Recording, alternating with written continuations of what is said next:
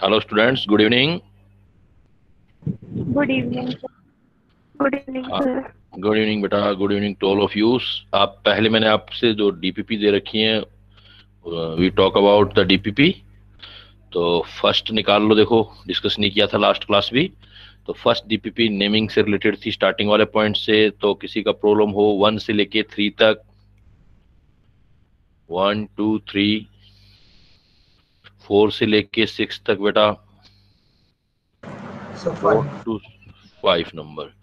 IUPAC name of the complex ion phone when gold dissolve in aqua regia. देखो gold है बेटा, जब gold जो होता है तो गोल्ड का कोऑर्डिनेशन नंबर मैंने कहा था कुछ जैसे सिल्वर गोल्ड इनके फिक्स होते हैं, तो कोऑर्डिनेशन नंबर 2 होता है। तो कोऑर्डिनेशन नंबर 2 होता है। और एक्वारिजिया जो होता है, एक्वारिजिया आगे भी पढ़ेंगे हम, 11th में पढ़ा होगा, ये होता है 3 पार्ट HCl और 1 part HNO3। 3 part HCl, 1 part HNO3 जो होता है, अगर ये मिक्सचर लिया जाता है तो इसको एक्वारिजिया बोलते हैं। और एक्वारिजिया में Cl जो होता है वो गोल्ड के साथ कॉम्प्लेक्स बनाता है, तो Cl जो है वो लिगेंड का काम आपका करता है। तो देखो गोल्ड, गोल्ड के साथ 2 Cl नेगेटिव जाएंगे, 2 Cl नेगेटिव जाएंगे, तो गोल्ड का जो फार्मूला बनेगा वो बनेगा AU, लिगेंड आ गया आपके 2 Cl2, ओवरऑल चार्ज ऊपर नेगेटिव आ जाएगा, क्योंकि गोल्ड की जो ऑक्सीडेशन स्टेट होती है वो +1 ऑक्सीडेशन स्टेट में कंपाउंड शो करता है। कोऑर्डिनेशन नंबर 2 ऑक्सीडेशन स्टेट +1 में होता है, तो +1 में गोल्ड 2Cl नेगेटिव अटैच करेगा तो AuCl2 नेगेटिव कॉम्प्लेक्स बनेगा। अब नाम दे दोगे आप।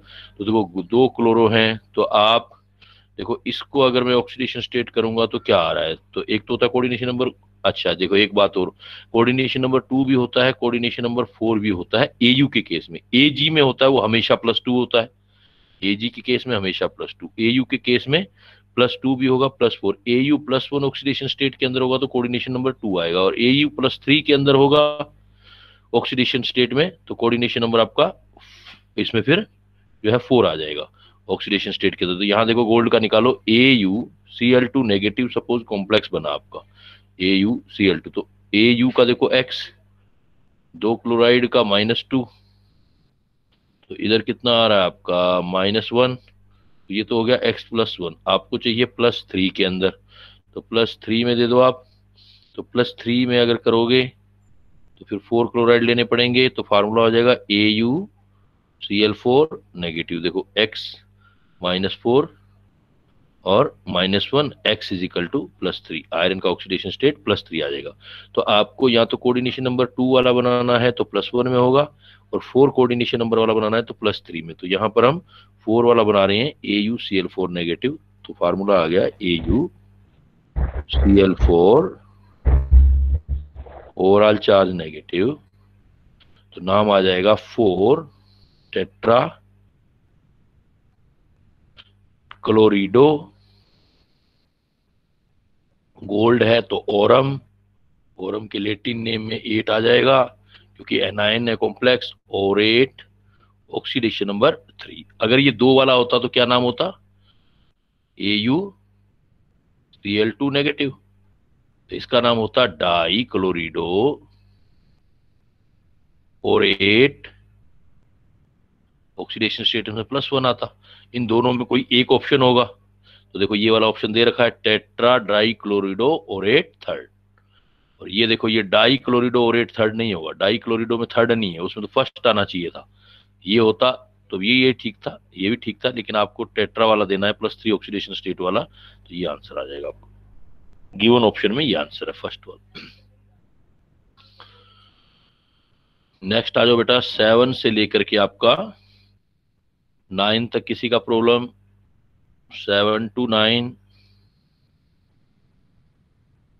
आगे 12 तक किसी का प्रॉब्लम बेटा, अप टू 12। IUPAC IPACNEC में अप टू 12 नहीं है तो नीचे चल लो 15 तक, फिर लास्ट किसी का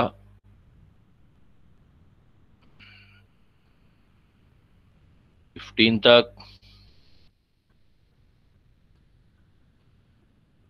15 तक नहीं है तो अब दूसरा, फिर दूसरी डीपीपी मैंने जो मेटल कार्बोनिल सिखाया था आपको उससे रिगार्डिंग थी। सर एक क्वेश्चन है। हाँ बोलो। सर जब दो लिगेंड्स प्रेजेंट हो किसी कॉम्प्लेक्स में और दोनों के अल्फाबेटिकली मतलब सेम हो, ए, तो अच्छा, उनमें हाँ, किसको हम पहले रखेंगे? नेक्स्ट लेटर देख लिया करो बेटा। फर्स्ट लेटर से नहीं हो रहा हो ना, तो फिर नेक्स्ट, जैसे एमीन है, एक्वा है, तो ए के आगे देखो एम आ रहा है और ए के आगे दूसरे में क्यू, तो उसमें देख लिया करो फर्स्ट कौन सा है, अल्फाबेटिकली कौन सा आ रहा ओके सर। है। नेक्स्ट बेटा आ जाओ, देखो दूसरी डीपीपी में मैंने आपको 10 क्वेश्चन दिए थे, 1 से लेके 3 तक किसी का, 1 2 3 मेटल कार्बोनिल वालों में, 4 से लेके 6 तक, 4 to 6। इसमें वैसे आपको क्योंकि इनऑर्गेनिक है ना, बस सीधा सा है कि आपने नोट्स अच्छी तरह याद किए, ज्यादातर क्वेश्चन हो जाने चाहिए, कोई एक आधे क्वेश्चन में दिक्कत आती है। 7 से लेके 10 तक बेटा, सर 7। 7 में देखो, out of the following metal which form poly nuclear carbonyl, तो देखो हमने 3 फार्मूले तो पढ़े थे। हमने क्या पढ़ा था, एक हमने पढ़ा था MN2CO10, एक पढ़ा था Fe2CO9, और एक पढ़ा था मैंने आपका CO2CO8। तो ये इसमें एक से ज्यादा सेंट्रल एटम है ना, जब एक से ज्यादा सेंट्रल एटम होते हैं तो उसको पॉली न्यूक्लियर कार्बोनिल बोलते हैं। तो मैग्नीज, आयरन, कोबाल्ट, ये 3 बनाते हैं, ये वाले कोबाल्ट में। तो इसमें देखो सोडियम तो हो नहीं सकता, मैग्नीशियम हो नहीं सकता, अब ये आपका क्या हो जाएगा, ये मैग्नीज हो जाएगा, Mn हो जाएगा। Mn वाला एग्जांपल ये रहा आपका, तो यहाँ आ जाएगा ये। 10 तक किसी का और बेटा, अप टू 10।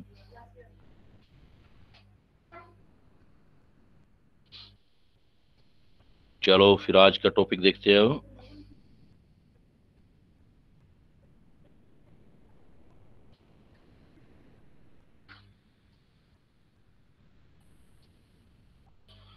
देखो बेटा आज फिर क्या है कि अब देखो बॉन्डिंग आपने, सर टेस्ट डाउट है।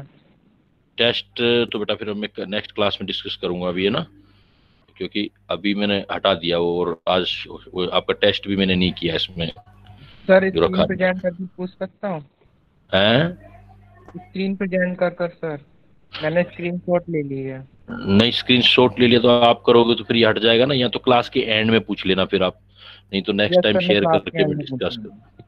हाँ, तो देखो बेटा अभी आपने बॉन्डिंग एक तो वर्नर थ्योरी के अकॉर्डिंग देखा कि क्या क्या बॉन्डिंग हो सकती है। सेकंड थ्योरी आपने देखी थी कॉम्प्लेक्स कंपाउंड में, आपने सिडवेक थ्योरी, कार्बन, बट वो मेटल कार्बोनिल के लिए ही ज्यादा सेटिस्फैक्टरी रही, लेकिन सारी बॉन्डिंग बॉन्डिंग इससे एक्सप्लेन नहीं हुई। तो इसके बाद फिर नेक्स्ट थ्योरी आई जिसको बोलते हैं valence bond theory, VBT, valence bond theory, मतलब VBT for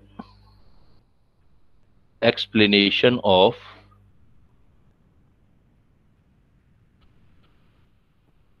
coordination bonding, explanation of bonding in complex compound। इस थ्योरी ने क्या बोला, इसने बोला कि इसने सारा एम्फेसिस जो दिया, जितना भी एम्फेसिस दिया उन्होंने सेंट्रल मेटल एटम पे दिया। इस अकॉर्डिंग टू दिस थ्योरी क्या है, सबसे पहली चीज ये है कि according this theory A coordinate, जो आज आप बोलते हैं ना कोऑर्डिनेट बॉन्ड, वो इस थ्योरी ने बताया था, A coordinate bond is form by overlapping of, by overlapping of vacant orbital, vacant orbital of central atom, central metal, metal atom भी हो सकता है और आयन भी हो सकता है, मेटल एटम और ion, and fulfilled orbital of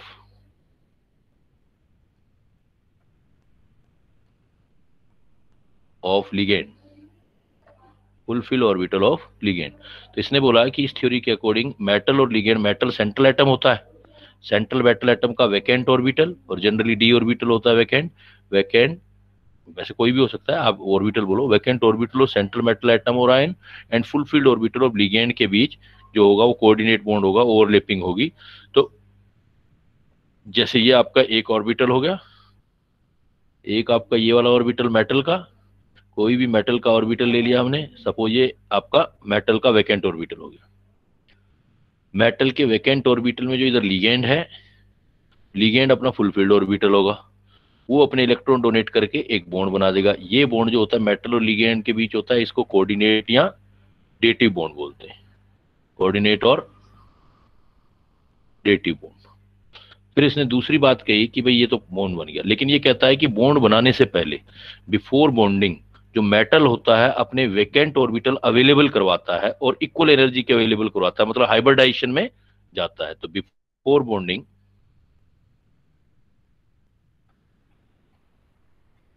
before bonding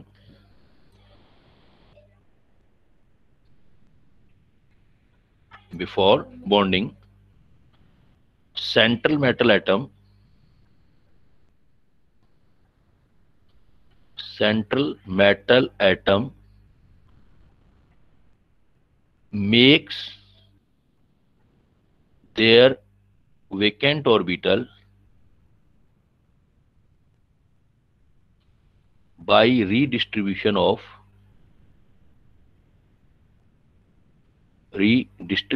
of energies, मतलब जो होता है किससे, थ्रू हाइब्रिडाइजेशन।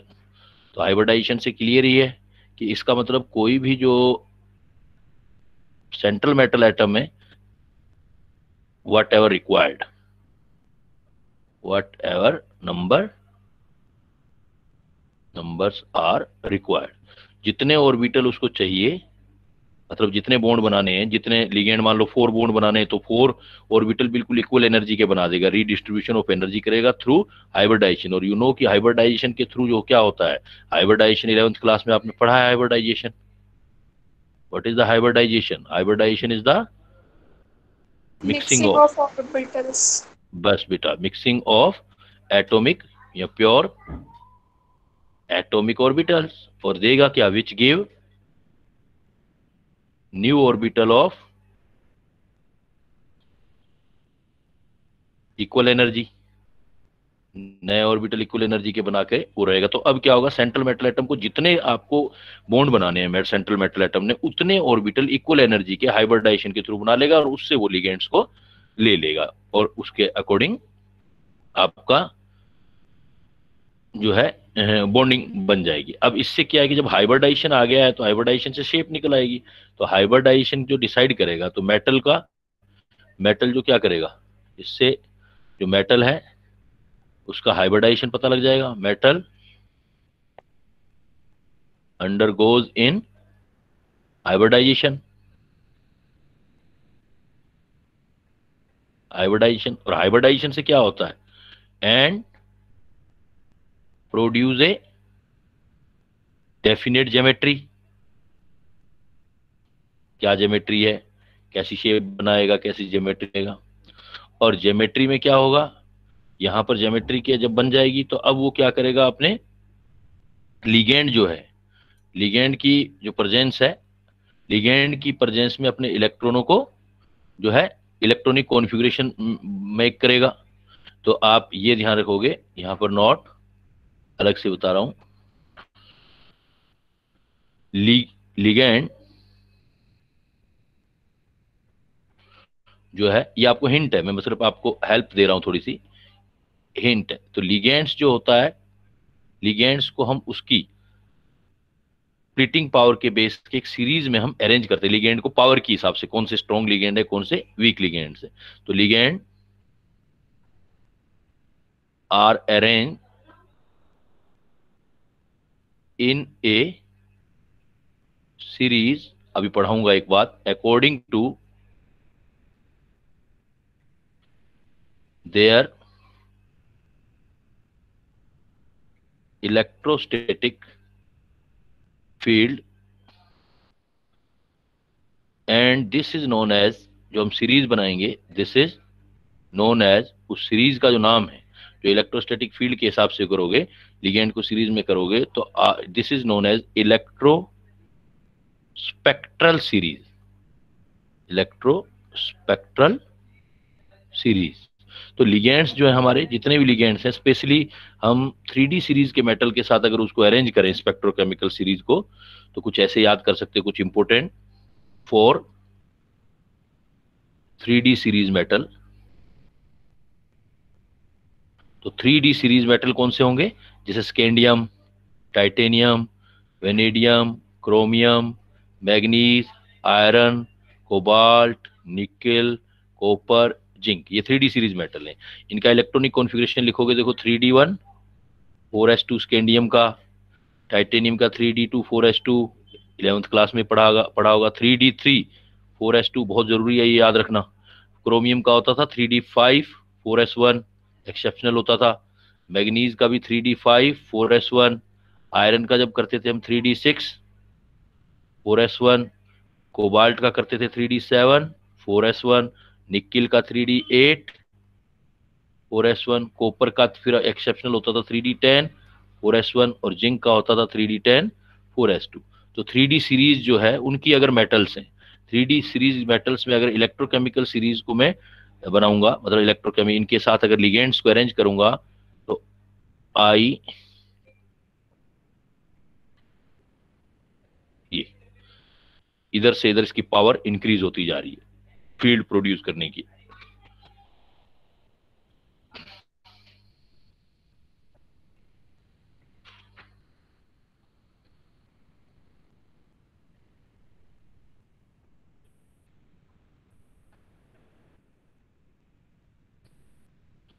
तो इधर से इधर स्पेक्ट्रोकेमिकल सीरीज जो है मैं इंक्रीज करता जा रहा हूं पावर में, पावर के हिसाब से।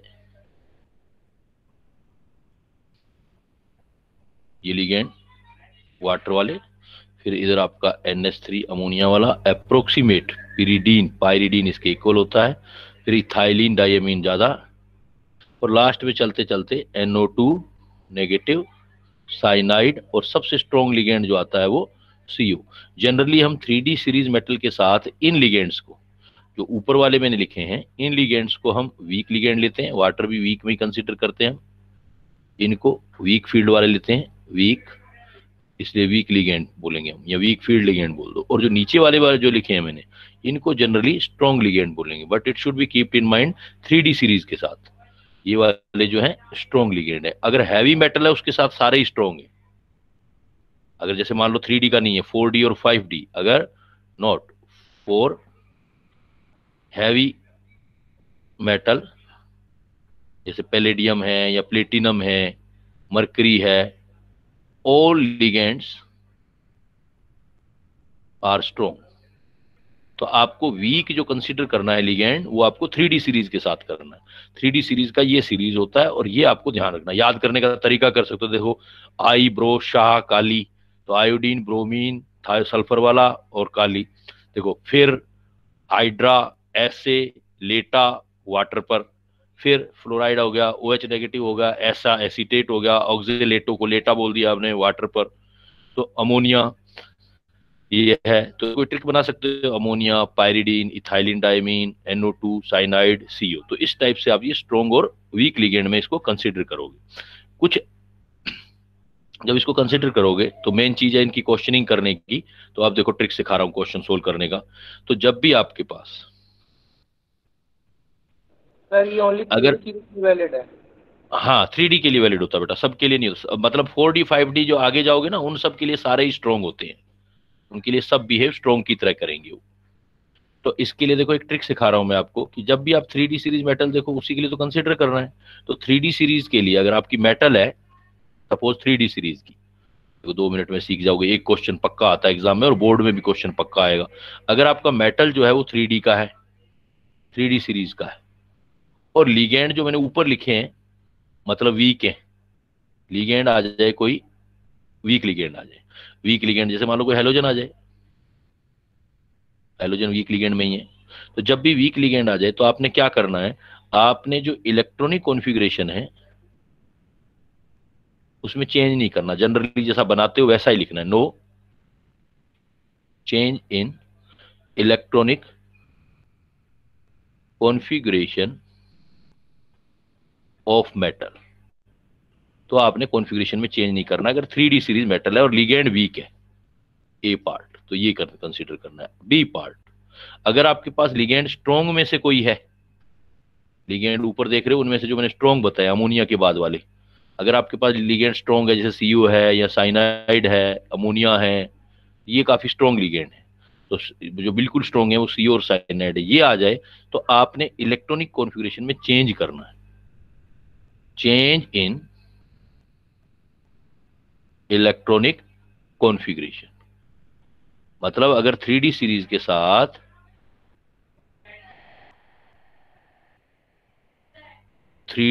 के साथ वीक लिगेंड आ जाए तो कोई चेंज नहीं करना, जैसा इलेक्ट्रॉनिक कॉन्फ़िगरेशन है वैसा करना है। लेकिन इफ आपका स्ट्रॉन्ग लिगेंड हो जाए देन आपको क्या करना है, चेंज करना है ऑफ इलेक्ट्रॉनिक को। चेंज कैसे करना है, आपको इटसेल्फ स्टार्टिंग से ही पेयरिंग लेके चलनी है। इटसेल्फ पेयरिंग आफ्टर या from D4 to D8 electron. अगर 3 है तब तक पेयरिंग नहीं करना आपको।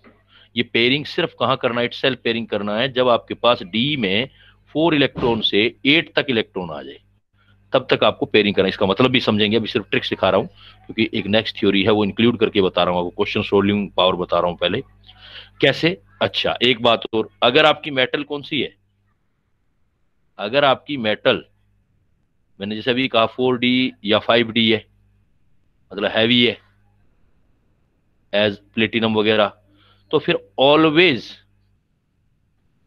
इटसेल्फ पेयरिंग करनी है, क्योंकि ऑल लिगेंड स्ट्रॉन्ग ही कंसीडर होंगे because ligand all ligand are strong. तो स्पेशली ध्यान किस में रखना है, 3D सीरीज में। 3D सीरीज में वीक और स्ट्रॉन्ग में डिवाइड करना है, और वीक होगा तो इलेक्ट्रॉनिक कॉन्फ़िगरेशन में चेंज नहीं करना, और स्ट्रॉन्ग हो गया तो इलेक्ट्रॉनिक कॉन्फ़िगरेशन में D4 केस से, मतलब डी में कम से कम 4 इलेक्ट्रॉन आ जाए तो D4 केस से आप पेयरिंग स्टार्ट कर देंगे। कैसे पेयरिंग करेंगे वो भी बताऊंगा। हैवी होगा तो आप पेयरिंग नहीं करेंगे। तो देखो जैसे कुछ एग्जांपल शेयर करता हूँ, कुछ क्लियरिटी आए, थोड़ी सी जो ट्रिक लिखा है उसका समझ आए, कुछ सर अंडरस्टैंडिंग में हैवी होगा तो पेयरिंग करेंगे ना, है। हैवी मेटल होगा तो पेयरिंग करेंगे ना। हाँ हैवी होगा तो ऑलवेज क्या होगा, ऑलवेज इटसेल्फ पेयरिंग। क्यों पेयरिंग करेंगे उसमें, because all ligand are strong है। जैसे वन बाय वन करते, पहले मैं देखो कोई भी, मैंने आपको एग्जांपल देता हूं। सपोज मैंने आपको बेटा एग्जांपल दिया NiCO4, NiCO4। अब इसका सारा ज्योमेट्री, हाइब्रिडाइजेशन, सारी चीजें आपने निकालनी। तो सबसे पहले क्या करो, सबसे पहले जो इलेक्ट्रॉनिक मेटल है वो लिखो। जैसे मेटल क्या है, सेंट्रल मेटल एटम, वो लिखो। तो sir centre, electronic configuration ion का लिखना है, मेटल का लिखना है। अभी बताता जा रहा हूँ ना बेटा, स्टेप टू स्टेप आओ। सबसे पहले सेंट्रल मेटल एटम रिकॉग्नाइज करो कौन सी है, step to step. Central metal atom कौन सा है वो सिलेक्ट करो। देखो सेंट्रल मेटल एटम यहाँ क्या होगा, निकिल, ये निकिल लिख दिया। अब निकालो oxidation state of metal, oxidation state of metal निकालो। तो ऑक्सीडेशन स्टेट ऑफ मेटल निकालोगे तो देखो आपको सपोज निकिल का है X, CO पर कोई चार्ज नहीं होता, 0 × 4 = 0, तो X की वैल्यू 0 आ गई। तो ऑक्सीडेशन स्टेट ऑफ मेटल, तो निकिल का या कोई ऑक्सीडेशन स्टेट नहीं है, मतलब 0 ऑक्सीडेशन स्टेट।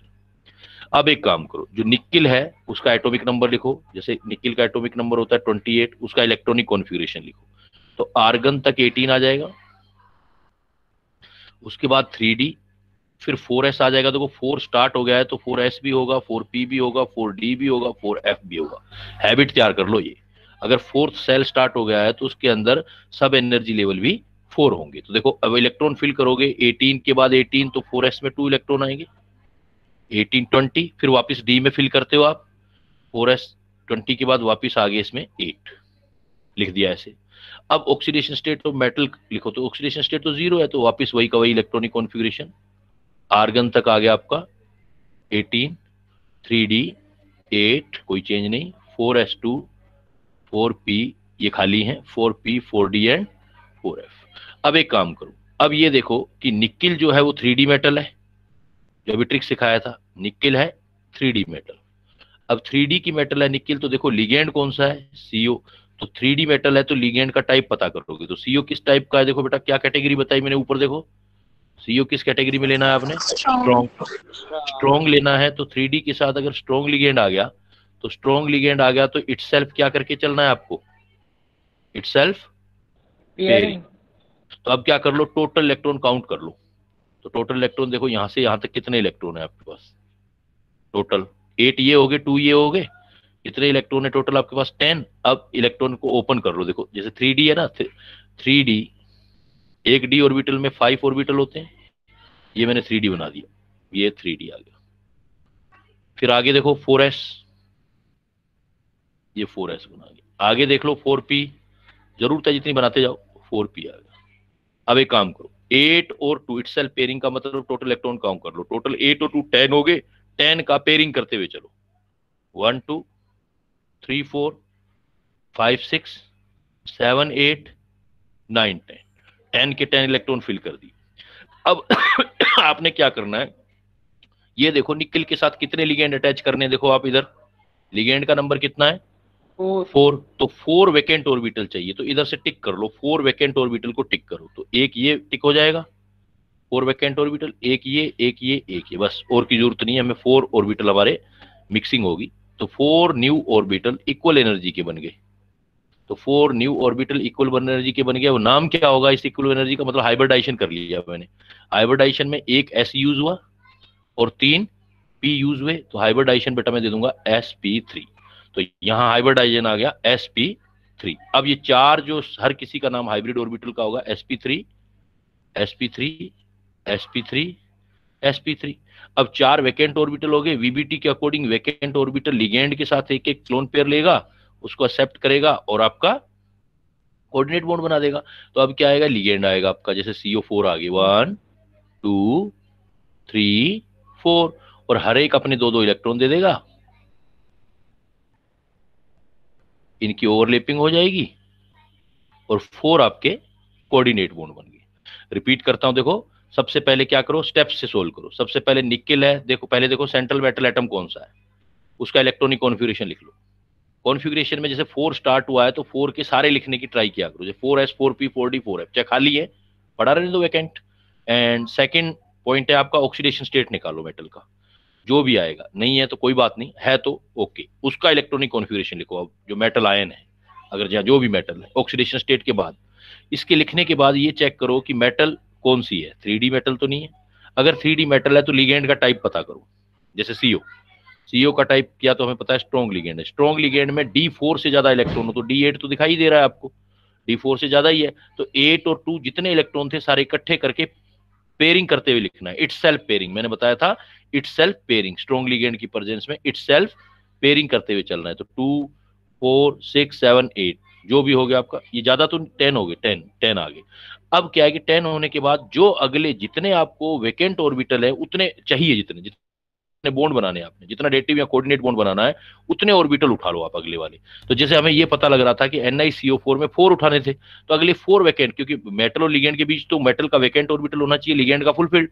तो लिगेंड तो CO है, वो अपने इलेक्ट्रॉन देगा, तो मेटल के कौन से ऑर्बिटल उठे, एक S और 3 P, तीनों को मिला के 3 ये और एक S, 4 मिला के sp3 हाइब्रिडाइजेशन हो गया, और चारों के अंदर ये CO हो गया। तो स्ट्रक्चर देखो क्या आया। अब देखो आपका सॉल्यूशन आ गया, NiCO4 एग्जाम में आया आपके। तो हाइब्रिडाइजेशन क्या आया बेटा, देखो बताओ अब, NiCO4 का हाइब्रिडाइजेशन कैसा बोलोगे, sp3, निकाल के देखोगे sp3 आया। sp3 हाइब्रिडाइजेशन है तो ज्योमेट्री कैसी आ गई, देखो बेटा, जब sp3 हाइब्रिडाइजेशन होता है तो ज्योमेट्री होती है टेट्राहेड्रल, टेट्राहेड्रल। और टेट्राहेड्रल ज्योमेट्री कैसे बनाओगे, निकेल 4 बॉन्ड बनाओगे ऐसे, 1 2 3 4, और हर किसी के साथ एक लिगेंड CO अटैच हो जाएगा।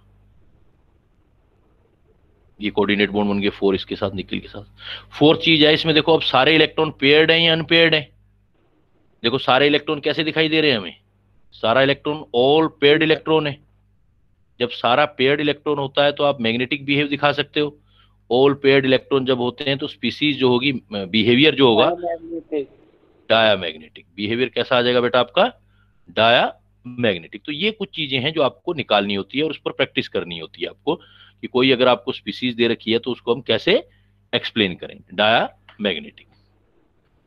सर एक डाउट है। हाँ बोलो बेटा।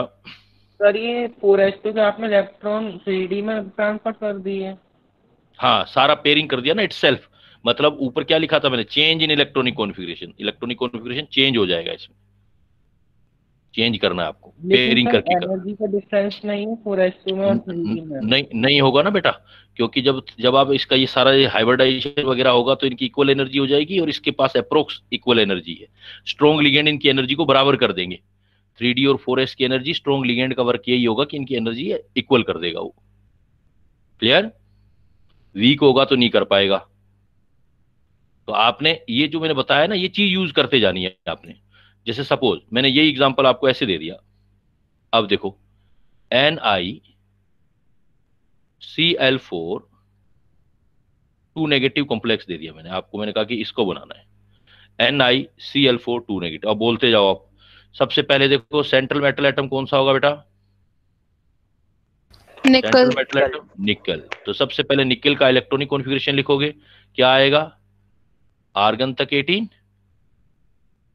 फिर 3D से पहले 4s में इलेक्ट्रॉन करोगे 4s2, फिर 3D में आओगे, और 4s स्टार्ट हो गया है तो 4s 4p 4d 4f आपके पास होंगे, बट ये वेकेंट होंगे। दूसरा स्टेप क्या बताया था, इसके बाद क्या करोगे? निकिल का ऑक्सीडेशन स्टेट पता करोगे। तो निकिल का ऑक्सीडेशन स्टेट निकालो। सपोज एक क्लोरीन का होता है -4 इजिकल टू -2। बहुत इजी है बेटा, अगर थोड़ा सा आप फोकस में जो मैंने बताई है पॉइंट वो सारे यूज करोगे इजी हो जाएगा। X+2 आ गया, तो निकिल इसमें यहां पर कौन सी ऑक्सीडेशन स्टेट में है? And nickel +2। +2 का मतलब 2 इलेक्ट्रॉन निकल गए। फिर कॉन्फ़िगरेशन लिखो, तो निकालोगे कौन से इलेक्ट्रॉन? S वाले। तो अब क्या रह गया? आर्गन 18, 3D 8 और 4s0। ये आ गया, ये तो 0 थे ही। तो कितना इंटरेस्टिंग पॉइंट और कितना बढ़िया क्वेश्चन बन गया कि जब आप इलेक्ट्रॉन फिल करते हो बेटा, तो इलेक्ट्रॉन फिल पहले किस में करते हो? पहले 4s में करते हो, फिर 3D में करते हो ना। इलेक्ट्रॉन फिलिंग जब करते हो आप, तो इलेक्ट्रॉन फिल करते टाइम किसकी एनर्जी ज्यादा हुई, 3D की या 4s की? इलेक्ट्रॉन फिल करते हैं तो एनर्जी के ऑर्डर में करते हो। 11th में एटॉमिक स्ट्रक्चर चैप्टर पढ़ा है आपने। तो ड्यूरिंग सर 3D की एनर्जी ज्यादा है। During filling of electron, during filling of electron, energy of 3D greater than energy of 4s। अब ध्यान देना बात पर। लेकिन जब मैं after filling, during removal of electron कर रहा हूं, इस बात पे ध्यान दो। ड्यूरिंग रिमूवल ऑफ इलेक्ट्रॉन, जब रिमूव कर रहे हो तो किससे पहले निकाल रहे हो इलेक्ट्रॉन? देखो आप 3D से निकाल रहे हो, 4s से निकाल रहे हो। लास्ट में तो 3D में भरे थे, लेकिन 4s, इसका मतलब जब आप इलेक्ट्रॉन निकालते हो तो फिर एनर्जी 4s की वापस ज्यादा हो जाती है। तो ड्यूरिंग रिमूवल ऑफ इलेक्ट्रॉन, जब भर जाता है electronic configuration, then energy change हो जाती है। तो ड्यूरिंग रिमूवल ऑफ इलेक्ट्रॉन क्या बोलोगे? एनर्जी ऑफ, कंपटीशन में आ सकता है, एनर्जी ऑफ 3D से वापस एनर्जी ऑफ 4s करेंगे। तो जो N+L रूल अप्लाई करते थे वो फिलिंग ऑफ इलेक्ट्रॉन के लिए रूल था आपका, रिमूव आफ्टर फिलिंग नहीं था। जब इलेक्ट्रॉन फिल करते हो तब, इसीलिए हमने S से 2 इलेक्ट्रॉन निकाल लिए। चलो ये तो एक्स्ट्रा नॉलेज की बात आ गई। आप आगे दूसरे पॉइंट पर। अब क्या चेक करोगे बेटा? थर्ड नंबर पे क्या बताया था मैंने, क्या चेक करना है आपको? थर्ड नंबर पे ये देखना है कि लिगेंड। निकिल है कौन सी सीरीज का है। तो निकिल भी कौन सी सीरीज का है? 3D सीरीज का है। अब निकिल 3D सीरीज का है तो लिगेंड चेक करो। लिगेंड क्या है आपके पास? देखो कौन से वाला लिगेंड है? क्लोराइड है। तो क्लोराइड कैसा लिगेंड है बेटा? लिगेंड। वीक है। तो अब आप जो इलेक्ट्रॉनिक कॉन्फ़िगरेशन में कोई चेंज नहीं करोगे, जैसा है तो no change in electronic configuration, change नहीं करोगे। वीक लिगेंड आ गया तो इलेक्ट्रॉनिक कॉन्फ़िगरेशन चेंज नहीं करोगे तो जैसा होता है यूजुअल जो ट्रेंड होता है वैसे लिखो। तो 3D में इलेक्ट्रॉन जैसे हैं वैसे लिखेंगे। तो देखो 3D 1 2 3 4 5 ऐसे भरते हो ना। 1 2 यूजुअल जो फिलिंग होती है 1 2 3 4 5 6 7 8 यूजुअल कर दिया हमने। तो इसका हमें कितने बॉन्ड बनाने हैं? देखो इस बार फिर निकिल के साथ कितने लिगेंड चाहिए आपको? कितने बॉन्ड चाहिए? अगेन 4 चाहिए। तो अगले वाले 4 वेकेंट ऑर्बिटल उठा लो।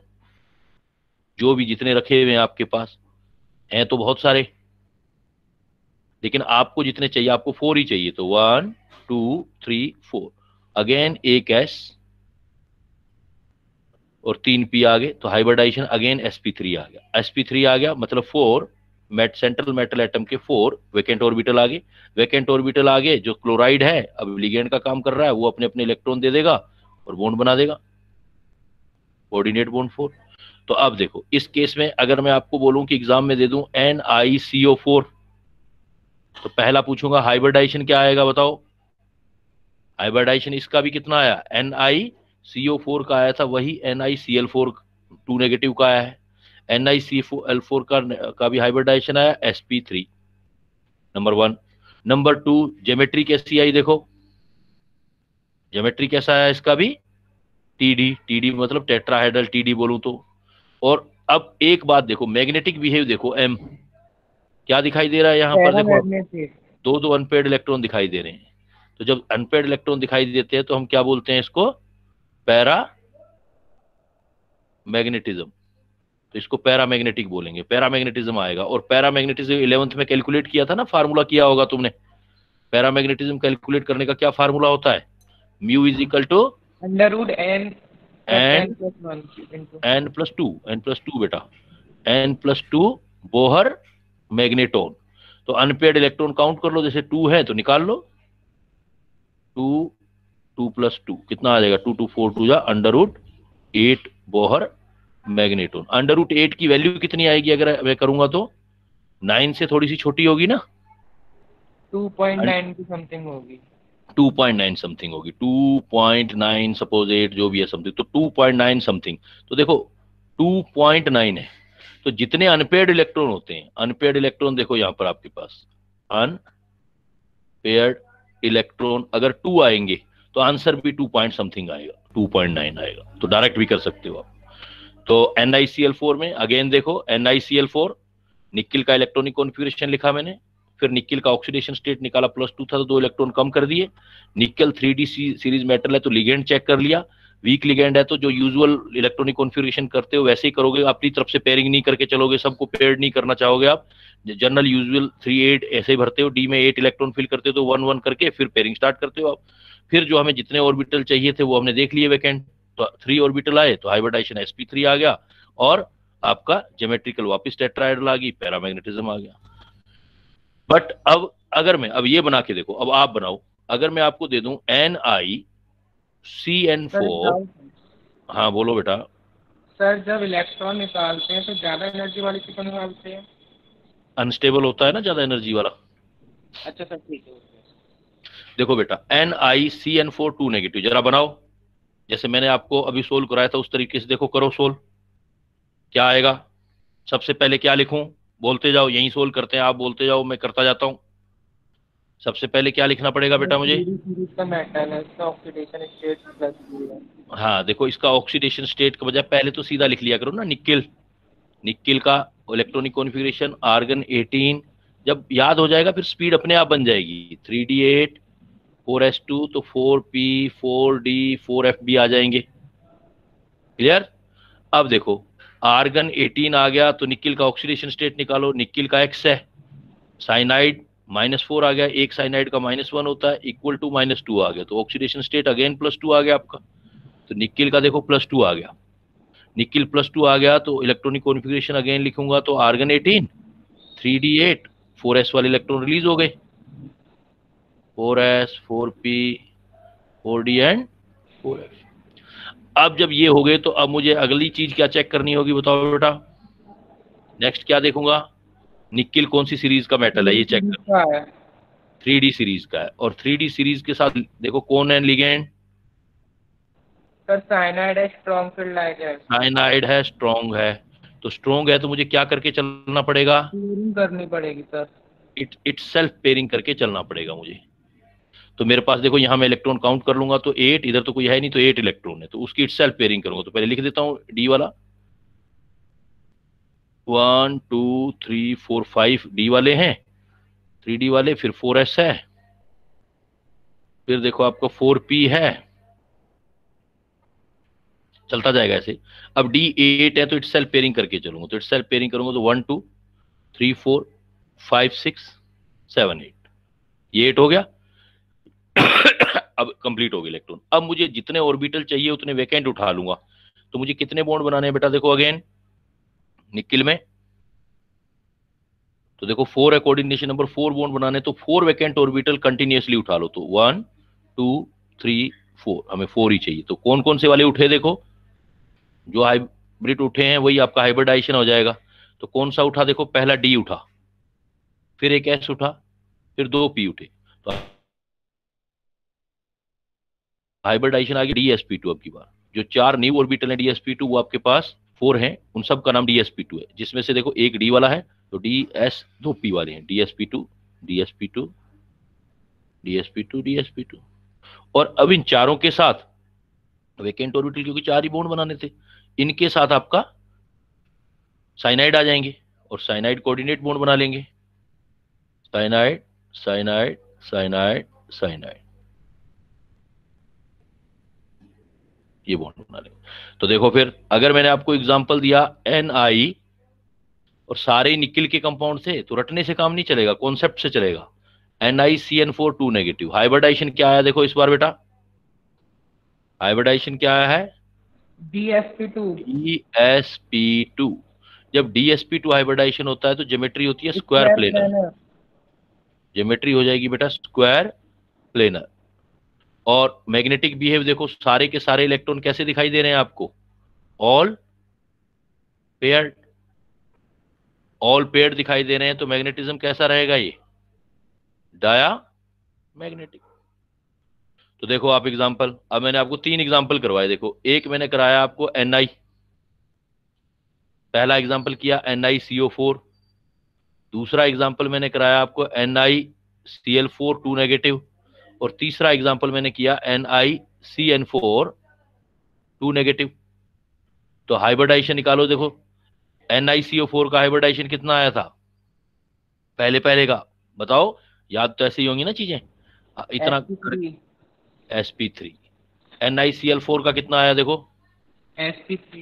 sp3, लेकिन NiCN4 का कितना आया, dsp2।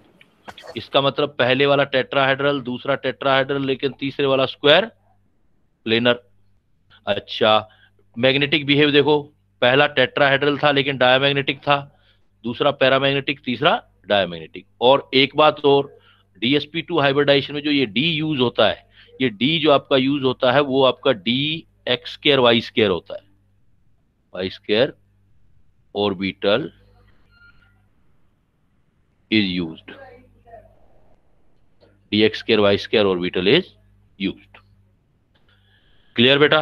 अब एक चीज देखो आप, अगर मैं यही एग्जांपल NiCl4 की बजाय आपसे ये पूछ लूं कि PtCl4 2 नेगेटिव है, PtCl4 2 नेगेटिव, अगर ये मैं पूछ लूं तो ये क्या होगा, देखो देखो प्लेटिनम कैसा है, प्लेटिनम हैवी मेटल है ना, यस सर, तो ये स्ट्रॉन्ग फील्ड एजेंट होगा क्लोरीन। तो अब क्लोरीन भी किसकी तरह कंसिडर होगा, स्ट्रॉन्ग लिगेंड, मतलब पेयरिंग चलनी पड़ेगी आपको। तो पेयरिंग जब भी करोगे आप, तो पीटी के साथ कोई सा भी पेयरिंग करोगे तो बिल्कुल ऐसा आ जाएगा, इस जैसा नहीं आएगा, इस जैसा आएगा, साइनाइड की तरह बिहेव करेगा Cl। तो PtCl4 बना के भी देखोगे तो वैसा ही आएगा। PtCl4 जब भी करोगे तो हाइब्रिडाइजेशन DsP2 आएगा। NiCl4 देखो, निकिल जो है लाइट मेटल है, तो chlorine work as a weak ligand, but with platinum chlorine act as a strong ligand, like strong ligand, pairing दोगे लाइक। तो हाइब्रिडाइजेशन जब भी प्लेटिनम का आ जाए तो DsP2 हाइब्रिडाइजेशन, और ज्योमेट्री आपका आ जाएगा स्क्वायर प्लेन।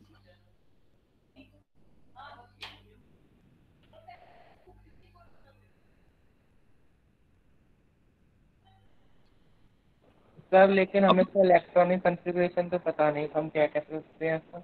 तो बिल्कुल कर सकते हो, आपको पीरियोडिक टेबल आनी चाहिए 11th में। देखो जहां निकिल होता है उसी के नीचे पैलेडियम और प्लेटिनम होता है ना, बनाना चाहते हो तो निकिल वो तो पैलेडियम पता है। प्लेटिनम है ना। तो निकिल का क्या आया था 3D8 and 4s2, और पैलेडियम का होता है 3D, ये एक्सेप्शनल केस होता है 3D10 4s0। लेकिन प्लेटिनम जो होता है अगेन, अरे 3D 4D और 5s, ये आ जाएगा 6D8 7s 2, तो 8 ही तो होंगे। जब प्लेटिनम +2 में हो जाएगा, +2 ऑक्सीडेशन में स्टेट हो जाएगा तो D8 केस आ जाएगा। D8 केस प्लेटिनम में ऑलवेज क्या होगी, ये ऑलवेज पेयरिंग होगा। तो D में पेयरिंग हो जाएगा, 8 है तो देखो आप 1 2 3 4 5 6 7 8, एक D खाली रह गया, एक S, और जितना जरूरत है हमें 4 बॉन्ड बनाने हैं तो हम 4 बॉन्ड उठा लेंगे, 1 2 3 4, तो हाइब्रिडाइजेशन आ गया ना DsP2। क्लियर? तो PtCl4 में आप ऐसे बना लोगे। सपोज मैं आपको कुछ एग्जांपल देता हूं कि सपोज मैंने आपको एग्जांपल दिया एक FeF6 3 नेगेटिव, और एक एग्जांपल दिया FeCN6, सपोज ये FeCN6 3 negative. Now we want to calculate the hybridization and the geometry of the complexes and magnetic behave. Let complete, let try, solve करो। देखो प्रोसेस वही यूज करो जो बताया दोनों का, आंसर निकल आएगा बेटा। ट्राई करो अब निकालो। वही तरीका जैसे पहले किया था, वही वाला प्रोसेस सारा यूज करना है।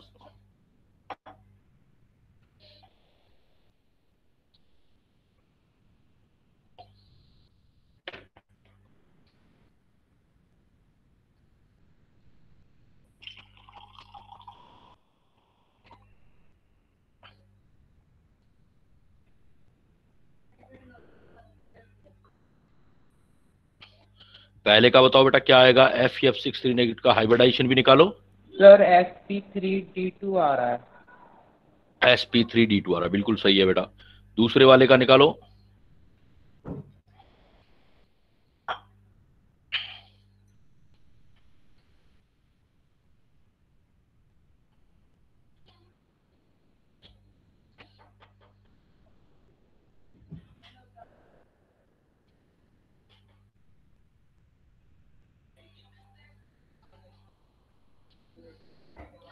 FeF6 3 नेगेटिव, तो देखो सबसे सर पहले मैं दोनों d2sp3 आ रहा है दूसरे वाले का।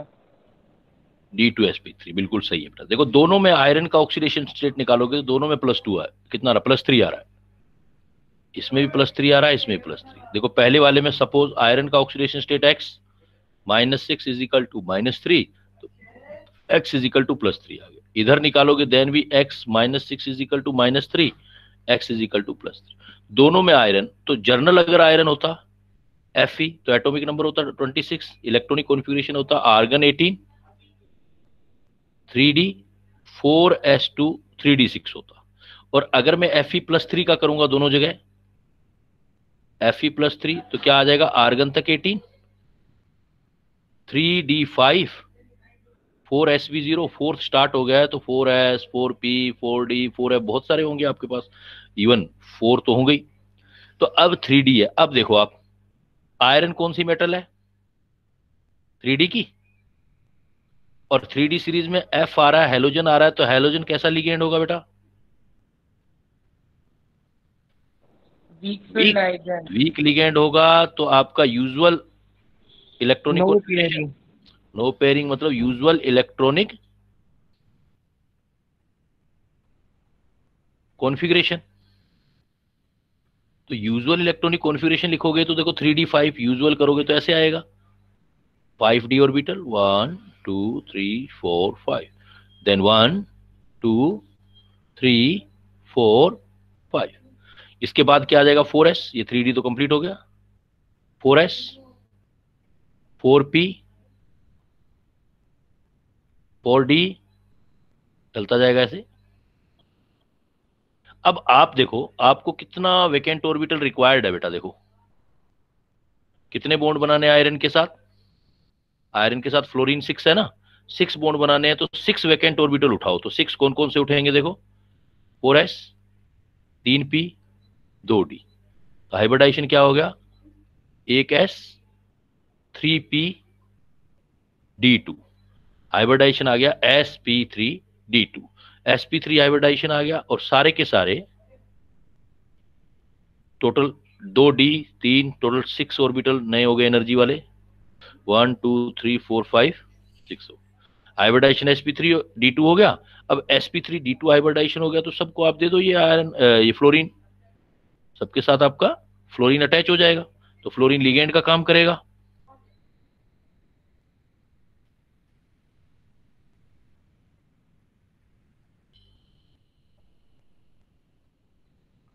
ये हो गया, तो आंसर देखो आ गया, हाइब्रिडाइजेशन आया आपका sp3d2, हाइब्रिडाइजेशन हो गया sp3d2। जब sp3d2 हाइब्रिडाइजेशन होता है तो ज्योमेट्री होती है ऑक्टाहेड्रल, ऑक्टाहेड्रल।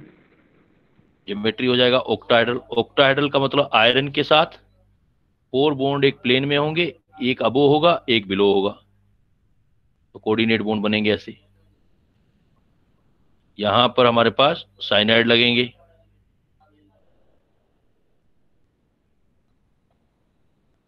ये साइनाइड, ये आ जाएगा ऑक्टाहेड्रल में। अब अगर मान लो हम ये इधर देख लें, FeCN6 देख लें, FeCN6 में फिर Fe+3 है। अब यहां पर Fe+3 है तो यहां क्या चेंजेस आएगा, कुछ चेंजेस ऑब्जर्व हो रहे हैं बेटा? यहाँ पेयरिंग होगी सर, स्ट्रॉन्ग पे लाए जाएंगे। हाँ, बिकॉज Fe+3 है 3D सीरीज। अब ये 3D सीरीज है और यहां पर लिगेंड जो आ रहा है वो साइनाइड आ रहा है आपका, साइनाइड तो स्ट्रॉन्ग लिगेंड हो गया। अब आपका स्ट्रॉन्ग लिगेंड हो गया तो आपको इटसेल्फ पेयरिंग करके चलना है, इटसेल्फ पेयरिंग। तो इटसेल्फ पेयरिंग है तो D5, 1 2 3 4 5, तो इटसेल्फ पेयरिंग में आप पेयर करते हुए चलोगे, 1 2 3 4 5 इलेक्ट्रॉन आ गए। अब आपको जितना वैकेंट ऑर्बिटल उठाना है वो आगे वाला उठा दो। डी के बाद क्या है, 4s है, 4s के बाद है आपका p, तो ये 1 2 3 4 5 6। तो हाइब्रिडाइजेशन देखो इस बार क्या है आपका, हाइब्रिडेशन पहले वाले दोनों D2sp3, पिछली बार आया था sp3d2, अब की बार आया D2sp3। अब D2sp3 आया तो इसका मतलब D2sp3 में सब जगह बॉन्ड बन जाएंगे, ये बॉन्ड जो बनेंगे साइनाइड के बनेंगे, कोऑर्डिनेट बॉन्ड।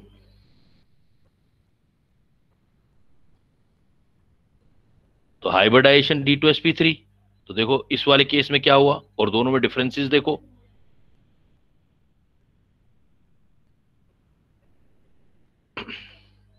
अब हाइब्रिडाइजेशन देखो बेटा क्या है आपका, हाइब्रिडाइजेशन जो आ गया वो आ गया sp3d2।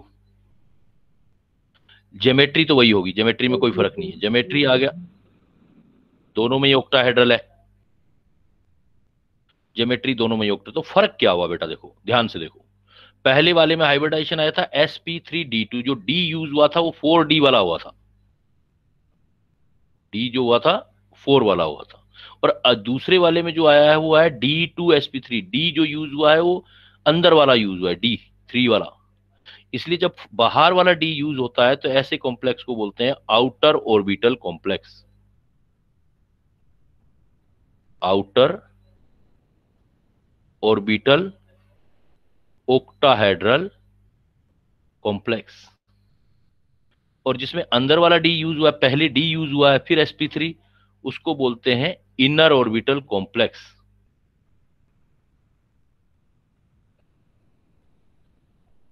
Inner orbital octahedral complex. तो आउटर ऑर्बिटल कॉम्प्लेक्स में फिर क्या हुआ देखो, आउटर ऑर्बिटल जिसमें देख रहे हो दोनों में आयरन+3 स्टेट में, इसमें भी आयरन+3 इसमें भी, लेकिन इसमें अनपेयर्ड इलेक्ट्रॉन देखो कितना है, पहले वाले केस के अंदर 1 2 3 4 5 अनपेयर्ड इलेक्ट्रॉन है। तो 5 आउटर ऑर्बिटल कॉम्प्लेक्स में अनपेयर्ड इलेक्ट्रॉन 5 है, 5 अनपेयर्ड इलेक्ट्रॉन, 5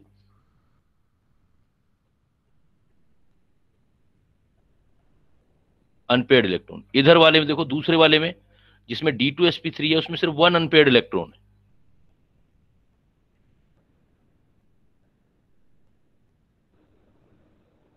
सर 1 आपने अनपेयर्ड। sp3d2 लिख दिया है ऊपर वाला। ऊपर वाला ये D2sp3 है ना, ये रहा, अच्छा यहां लिख दिया मैंने, तो इसमें लिखना है D2sp3। तो D2sp3 में 1 अनपेयर्ड इलेक्ट्रॉन, तो जिसमें आउटर ऑर्बिटल कॉम्प्लेक्स होता है बाहर वाला डी यूज होता है उसमें स्पिन ज्यादा होता है। आउटर ऑर्बिटल कॉम्प्लेक्स में अनपेड इलेक्ट्रॉन ज्यादा है, 5 अनपेड इलेक्ट्रॉन है, इसलिए इसको बोलते हैं high spin complex. High spin octahedral complex मतलब जिसमें आउटर ऑर्बिटल होगा उसमें स्पिन ज्यादा होगा, और इनर ऑर्बिटल कॉम्प्लेक्स जो होगा, इनर ऑर्बिटल जिसमें अंदर वाला डी यूज हुआ है उसमें अनपेड इलेक्ट्रॉन कम है, इसलिए उसको बोलेंगे low spin complex. Low spin complex, तो high spin complex and low spin complex, या आउटर ऑर्बिटल कॉम्प्लेक्स या इनर ऑर्बिटल कॉम्प्लेक्स। डी दोनों में जो यूज होगा जब भी आपका हाइब्रिडाइजेशन डी आएगा, जब भी आपका हाइब्रिडाइजेशन यूज होगा तो हाइब्रिडाइजेशन आपका इन sp3d2 और d2sp3, कोई सा हाइब्रिडाइजेशन हो, d x square y square and d z square will be used. दोनों में ये यूज होगा, तो दोनों में डिफरेंस अच्छी तरह से देख लो। जो पॉइंट नहीं आता है वो देखो, एक मिनट ऑब्जर्व करो।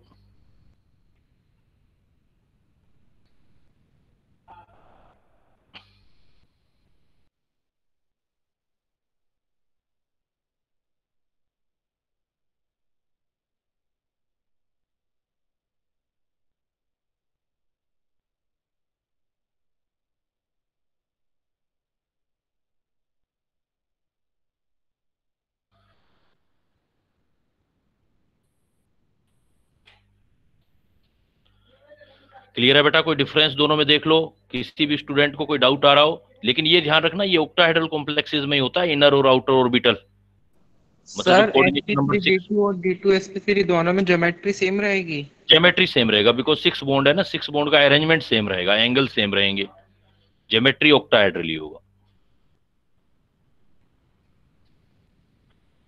क्लियर बेटा? चलें आगे।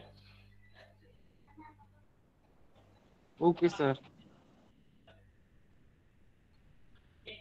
अब क्या है कि ये चीजें आप ऐसे किसी में भी अप्लाई कर सकते हो, बट ये करना क्या है, आउटर ऑर्बिटल ये चलो नेक्स्ट क्लास में बताऊंगा, फिर सीएफटी बता के क्रिस्टल फील्ड थ्योरी। अभी मैं एक पॉइंट बताता हूँ आपको, कुछ चीजें और ध्यान रखनी है आपको। वैसे तो जनरली मैंने आपको बता दिए हैं किसको स्ट्रॉन्ग लिगेंड लेना है, किसको वीक लिगेंड लेना है, लेकिन कुछ एक्सेप्शंस हैं, क्योंकि जो स्प्लिटिंग है जो नेक्स्ट चैप्टर में आएगा, नेक्स्ट टॉपिक में आएगा, उसमें क्रिस्टल फील्ड थ्योरी आएगी। जो फील्ड है वो बहुत सारी चीजों पर डिपेंड करता है, तो आपको मैं थोड़ा एक्सेप्शन से बता रहा हूँ। अमोनिया वैसे कैसा बिहेव करवाते हो बेटा अमोनिया को, वीक लिगेंड या स्ट्रॉन्ग लिगेंड? स्ट्रॉन्ग लिगेंड है ना। But ammonia act as weak ligand with iron+2 and ammonia manganese. As example, वैसे देखा जाए तो मैं अगर FeNH36 लूं और आयरन का ऑक्सीडेशन स्टेट +2 करूं, तो हिसाब से क्या लगता है कि ऑक्टाहेड्रल कॉम्प्लेक्स है, ऑक्टाहेड्रल है ना, कोऑर्डिनेशन नंबर 6 है, तो हाइब्रिडाइजेशन क्या पॉसिबल होने चाहिए, बता के देखोगे, या तो sp3d2 आना चाहिए या d2sp3 आना चाहिए। अगर हम अमोनिया स्ट्रॉन्ग लिगेंड कंसीडर करके करेंगे तो पेयरिंग हो जाएगी, स्ट्रॉन्ग लिगेंड में कौन से ऑर्बिटल बनते हैं, स्ट्रॉन्ग लिगेंड में d2sp3 आता है, तो क्या आना चाहिए था, आना ये चाहिए था, क्योंकि स्ट्रॉन्ग लिगेंड कंसीडर करते, लेकिन ये नहीं करेंगे हम, ये देंगे, उल्टा हो जाएगा। स्ट्रॉन्ग लिगेंड है तो ये वाला एग्जांपल या मैग्नीज वाला Mn, बाकी सब जगह ऊपर वाली जैसी थ्योरी बताई है सब पे लगा देना, कोई इशू नहीं है, आंखें बंद करके लगा देना, सिर्फ इन पे ध्यान रखना। NH36+2, इसको भी अगर आप करोगे तो अमोनिया स्ट्रॉन्ग लिगेंड करोगे तो आना चाहिए था इन दोनों केसेस में d2sp3, लेकिन d2sp3 नहीं आएगा, दोनों में आप लोगे sp3d2, इसमें भी मतलब अमोनिया को वीक लिगेंड की तरह बिहेव कराओगे, मतलब आउटर ऑर्बिटल, आउटर और मतलब पेयरिंग मत करना इनमें, इनके साथ अमोनिया को वीक लिगेंड की तरह बिहेव करवाना, outer orbital octahedral complex, outer orbital orbital complex. जैसे अब होगा क्या, इस एक्सेप्शन से याद रखना इसको, जैसे आयरन है, आयरन का ऑक्सीडेशन स्टेट +2 है, +2 के हिसाब से इसका D6 आना चाहिए था। D6 के हिसाब से अनपेयर्ड इलेक्ट्रॉन जो है अगर अमोनिया कंसिडर करते तो ऐसे आने चाहिए थे ना, 1 2 3 4 5 6 ऐसे आने चाहिए थे ना, क्योंकि अमोनिया स्ट्रॉन्ग लेते, लेकिन ऐसा नहीं करना। इसकी बजाय क्या लेना है आपने, वीक लिगेंड की तरह कंसिडर करना है। स्ट्रॉन्ग लिगेंड की तरह आयरन +2 में नहीं लेना, स्ट्रॉन्ग लिगेंड की तरह +2 के अंदर आयरन +2 में नहीं लेना है, और अमोनिया को वीक लिगेंड की तरह यूज करना है। तो आपने ऐसे देना है, यूजुअल 1 2 3 4 5, ये 6 यूजुअल लेना है, Fe+2 यूजुअल करना है, outer orbital octahedral complex usual लेना है आपने। ऐसे ही देखो मैग्नीज में भी यही करना है। मैग्नीज में क्या है, Mn+2 है, +2 है तो D5 केस है। अब D5 केस है तो होना क्या चाहिए था, अमोनिया को स्ट्रॉन्ग लिगेंड कंसिडर करते तो ऐसे आता 1 2 3 4 5, तो अनपेयर्ड इलेक्ट्रॉन यहां क्या बन रहा था 0, इसलिए आप इसको क्या ये टिक करोगे तो अनपेयर्ड इलेक्ट्रॉन आ जाएंगे ऊपर वाले आयरन वाले में, अनपेयर्ड इलेक्ट्रॉन का नंबर आ जाएगा 4, तो म्यू आ जाएगा √NN+2, तो म्यू इज इक्वल टू आ जाएगा 4 +2 कितना हो गया 6 4 24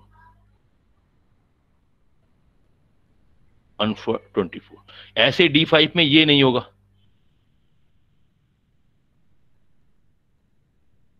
तो 1 2 3 4 5 अनपेयर्ड इलेक्ट्रॉन D5 हो जाएगा, तो अनपेयर्ड इलेक्ट्रॉन इसका आ जाएगा म्यू इज इक्वल टू √5 5 +2 और मैग्नीट्यूड। ध्यान रखना ये अमोनिया वैसे हमेशा हर किसी के साथ स्ट्रॉन्ग लिगेंड लेना है, लेकिन आयरन +2 के साथ या मैग्नीज +2 के साथ वीक लिगेंड लेना है। ऐसे ही एक एक्सेप्शन और याद कर लो, जैसे H2O होता है, H2O को जनरली क्या कंसिडर करते हो बेटा, H2O sir weak field ligand.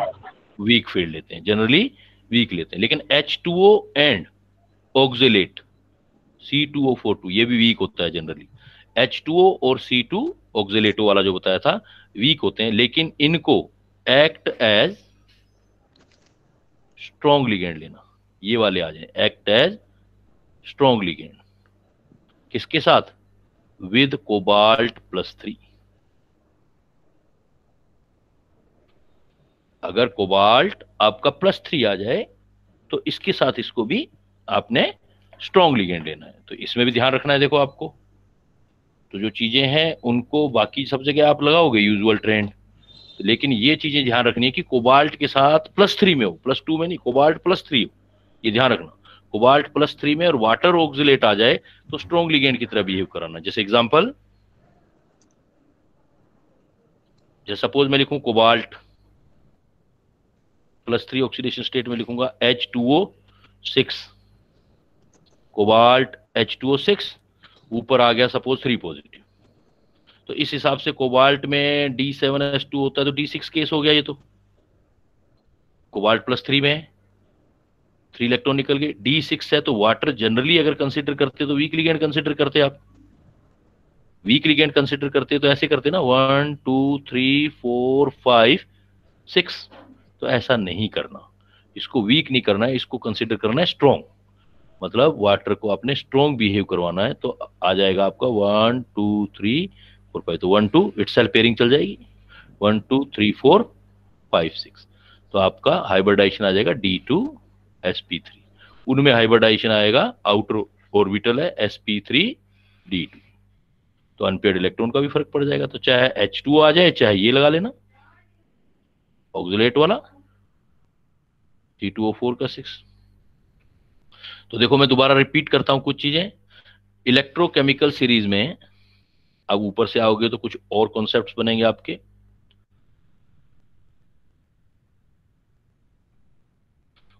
ऊपर वाली सीरीज के अंदर आपने क्या किया था कि पहले सबसे पहले मेटल चेक की, और मेटल 3D मेटल के साथ, बाकी के साथ नहीं, 3D के साथ जब भी आपको करना हो 3D के साथ लिगेंड को आप वीक और स्ट्रॉन्ग में कंसिडर करते हो, हैवी के साथ सारे ही स्ट्रॉन्ग होते हैं, उस सीरीज को बोलते हैं स्पेक्ट्रोकेमिकल सीरीज। उसको बोलते हैं हम स्पेक्ट्रोकेमिकल सीरीज। जो स्टार्टिंग किया था हमने उसको हमने बोला था स्पेक्ट्रोकेमिकल सीरीज। ये वाली देखो, ये वाली सीरीज, ये मैंने सीरीज लिखी थी। तो स्पेक्ट्रोकेमिकल सीरीज, इसमें देखो मैंने बोला था आईब्रो शाह काली, फिर हाइड्रा, ऐसे लेटा वाटर पर, जो ये सारे थे ये वीक लिगेंड थे, और नीचे वाले strong ligand, but 3D series के साथ। ये ध्यान रखना था, 3D सीरीज के साथ। तो जनरली बहुत सारे एग्जांपल आप वाटर के साथ, अमोनिया के साथ, सीओ के साथ बनाते हो, या साइनाइड के साथ, या हेलोजन के साथ। तो जनरली हेलोजन को, वाटर को, इनको आपने वीक लिगेंड लेना है, और इलेक्ट्रॉनिक कॉन्फ़िगरेशन में चेंज नहीं करना, जनरल इलेक्ट्रॉनिक कॉन्फ़िगरेशन लिखना है हमेशा जनरली। लेकिन अगर सीओ या ये जो मैंने स्ट्रॉन्ग अमोनिया से लेके सीओ तक आ जाए तो आपने इटसेल्फ पेयरिंग करके करना है। बट इसका फिर मैंने आपको एक्सेप्शन बताया, तो एक बार रिपीट कर दो, एक्सेप्शन क्या था? सर Mn+2 और हाँ, Fe+2 को Fe+2 और Mn+2 के साथ अमोनिया को क्या लेना है आपने? NH3 एक वीक फील्ड एजेंट काम करेगा। हाँ, अमोनिया को एज ए वीक फील्ड लेना है। इसी टाइप से कोबाल्ट+3 के CO साथ plus water, three water and oxalate ion strong field agent होगा।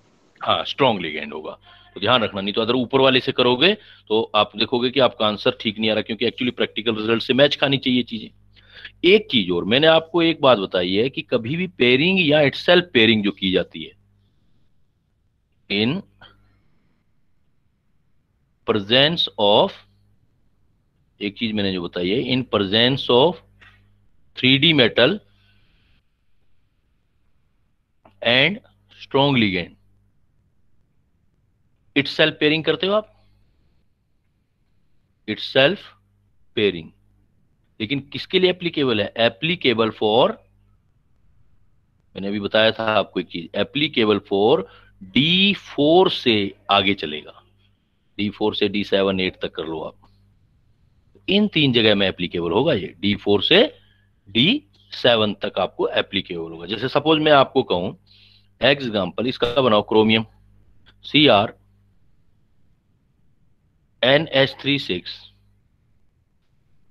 है सपोज अपने पास ही है, तो इसके लिए हमें बनाना है सपोज, तो क्रोमियम के लिए बनाते हैं, क्रोमियम+3 स्टेज के अंदर है। तो देखो सबसे पहले आप क्रोमियम लिखोगे, क्रोमियम का एटॉमिक नंबर 24, इलेक्ट्रॉनिक कॉन्फ़िगरेशन लिखोगे तो 3d5 4s1 होता है, ध्यान देने वाली बात है देखो, 3d5 4s1। तो इलेक्ट्रॉनिक कॉन्फ़िगरेशन लेते हो आर्गन तक 18, उसके बाद 3d, 3d के बाद 4s, 4p, 4d 4f सारे होंगे, और आप 3d 4s1 और 3d 5 लिखोगे।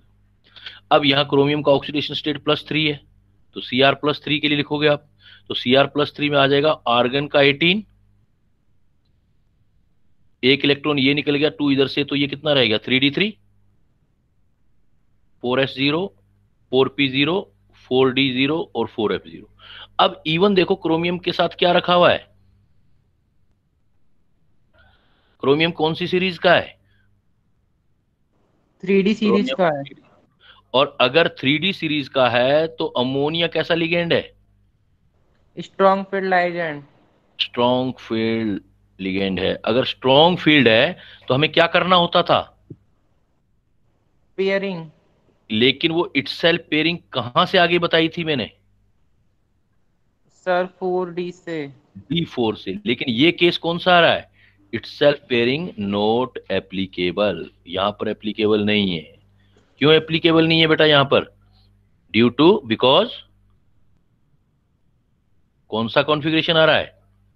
D3 कॉन्फ़िगरेशन, क्योंकि D4 के बाद अप्लाई होगी, D3 से अप्लाई नहीं होगी, इसलिए यहां पर पेयरिंग मत कर देना आप। तो ये चीज भी ध्यान रखनी है आपने कि इलेक्ट्रॉन कितने होंगे, तो आपको पेयरिंग या रखनी है या नहीं रखनी है, ये केस याद कर लो आप, पेयरिंग रखना है या नहीं रखना। तो उसके लिए आपको 3 चीजें याद होनी चाहिए, पेयरिंग करनी है या नहीं। पहले इसको कंप्लीट कर देता हूं, let me complete this, then I will discuss with you. तो देखो क्रोमियम डी है, तो ये आ गया, 1 2 3 4 5। अब मैं पेयरिंग नहीं करूंगा, अगर 4 होता तो उसके बाद पेयरिंग स्टार्ट करता, तो ये D3 आ गया। तो अब मेरे पास जो आपको ऑर्बिटल उठाने हैं, 6 बनाने हैं, तो वो बना लूंगा। 3D के बाद एक 4s, फिर आपका P। तो देखो 2 D उठ जाएंगे, एक D2 S, SP3। तो हाइब्रिडाइजेशन दे दोगे D2sp3, D2sp3 देना है और 3 अनपेयर्ड इलेक्ट्रॉन कर देने। तो ओवरऑल क्या हुआ, नेट रिजल्ट पर पहुंचते हैं। नेट रिजल्ट पर बेटा अपने पहुंचते हैं कि अपने को करना कब ध्यान रखना है। Pay attention of its self pairing और नॉट। ये कब ध्यान रखना है बेटा अपने को, 3 चीजें याद रखना। क्या क्या याद रखना है? नंबर 1, मेटल कौन सी होनी चाहिए? 3D मेटल होना, series. 3D 3D series. Electronic configuration of metal क्या होना चाहिए? इलेक्ट्रॉन कितने होने चाहिए? 4D डी में 4 से लेके D4 से 7 तक होने चाहिए। 7 या 8 तक, 8 में फर्क नहीं पड़ेगा, 7 तक फर्क पड़ेगा। D4 से D7 होना चाहिए इलेक्ट्रॉन, ये भी ध्यान देना है। और तीसरी चीज क्या ध्यान रखनी है, लिगेंड्स का। लिगेंड कौन सा होना चाहिए, इट्स सेल्फ पेयरिंग और नॉट, कि लिगेंड आपका स्ट्रॉन्ग है या वीक है। इन तीनों चीजों को कंसिडर करके फिर आपको पेयरिंग या पेयरिंग करनी है या नहीं करनी है, ये ध्यान रखना है। तीनों को अप्लाई करके फिर देखना है आपने। मतलब D1 केस है, 2 केस है, तो कोई मतलब नहीं है पेयरिंग वेयरिंग का, बस सीधा ही कर लो। मतलब D1 केस में भी सारे वीक की लिगेंड कंसिडर अपने आप ही हो जाएंगे। अब क्या है कि एक होता है इलेक्ट्रॉन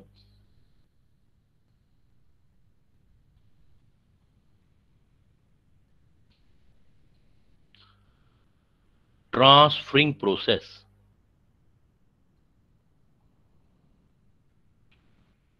कि एक इलेक्ट्रॉन जो होता है, one electron jump from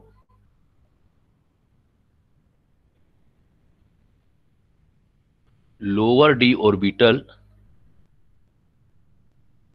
to hire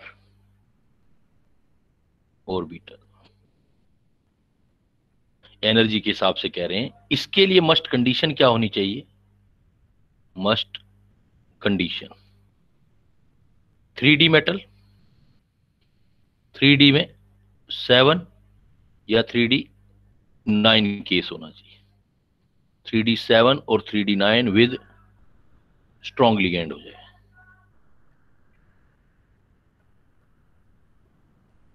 3D7 और 3D9 विद स्ट्रॉन्ग लिगेंड, बस ये 2 चीजें ध्यान रखना। और वैकेंट ऑर्बिटल तो अवेलेबल होना ही चाहिए with strong ligand and having vacant orbital. तो एक नया केस फिर कर रहे हो आप। अगर आपके पास 3D7 या 3D9 केस है विद स्ट्रॉन्ग लिगेंड है, तो आप, और वैकेंट डी ऑर्बिटल है, तो एक इलेक्ट्रॉन को जंप करा दोगे हायर ऑर्बिटल में। कैसे? और ये अपना इलेक्ट्रॉन इजीली रिमूव भी कर सकता है, और इलेक्ट्रॉन रिमूव करता है तो ऑक्सीडाइजिंग एजेंट है, ऑक्सीडेशन हो जाएगा तो रिड्यूसिंग एजेंट का काम भी कर सकता है। जैसे मैं एग्जांपल बताता हूं आपको, वहां से और क्लियर हो जाएगा। सपोज बेटा मैंने एग्जांपल लिया Cu कॉपर का, CuNH3 4 स्ट्रॉन्ग लिगेंड, या वाटर की भी याद करें, वाटर वीक होता है फिर भी आता है इस कैटेगरी में। तो जैसे मैंने आपको दिया CuNH3 4, मैंने पूछा इसका हाइब्रिडाइजेशन बताओ मुझे, शेप बताओ, ज्योमेट्री बताओ, और सारी चीजें जो आप ऊपर डिस्कस कर रहे थे वो सारी बनानी है अपने को। अब देखो बेटा, अगर मैं ये वाला केस लेता हूं, Cu जनरल ट्रेंड लगाओ, देखो कॉपर मेटल है, कॉपर कॉपर का एटॉमिक नंबर होता है 29। जनरल इलेक्ट्रॉनिक कॉन्फ़िगरेशन लिखोगे तो आर्गन 18, 3d, 4s में कितना आता है 1 और 3d10 एक्सेप्शनल होता है, 4p0, 4d0, 4f0, ये सारा आगे 0। अब सपोज कॉपर +2 के अंदर है, तो कॉपर +2 के अंदर है तो बेटा देखो कौन सा केस आ गया, Cu+2, तो इलेक्ट्रॉन एक ये निकल गया, तो कितना आ गया argon 18, 3d9, 4s0, 4p0, 4d0, 4f0। अब इसको अगर मैं ओपन करूं तो ये केस कौन सा आ गया, देखो D9 केस आ गया, D9 केस। अब D9 केस में अगर ओपन करोगे, अगर आप सीधा सीधा देखते तो आपको ये दिखाई देता है इलेक्ट्रॉनिक कॉन्फ़िगरेशन 1 2 3 4 5 6 7 8 9, और यहां 3D हो जाता, यहां 4s हो जाता, यहां 4p हो जाता, आगे 4d हो जाता, जो भी आपका ये ऐसे आ जाता। तो इस चीज को देखो आप कि ये हमारा इलेक्ट्रॉनिक कॉन्फ़िगरेशन आ जाता है इसमें।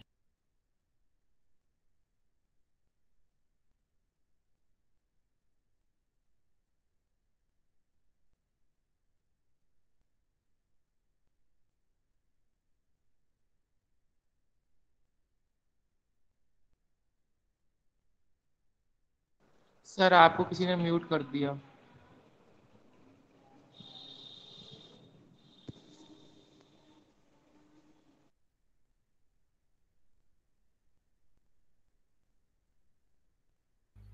ये देखो अगर ये वाला केस आ जाता कि 3D वाला, तो इसमें क्या देख रहे हो आप, तो एक इलेक्ट्रॉन आ रहा है, D9 केस में एक इलेक्ट्रॉन आएगा और 1 electron jump from lower d orbital to higher orbital. तो ये जो d ऑर्बिटल वाला है इसको ट्रांसफरिंग बोलते हैं, इलेक्ट्रॉन ट्रांसफरिंग प्रोसेस।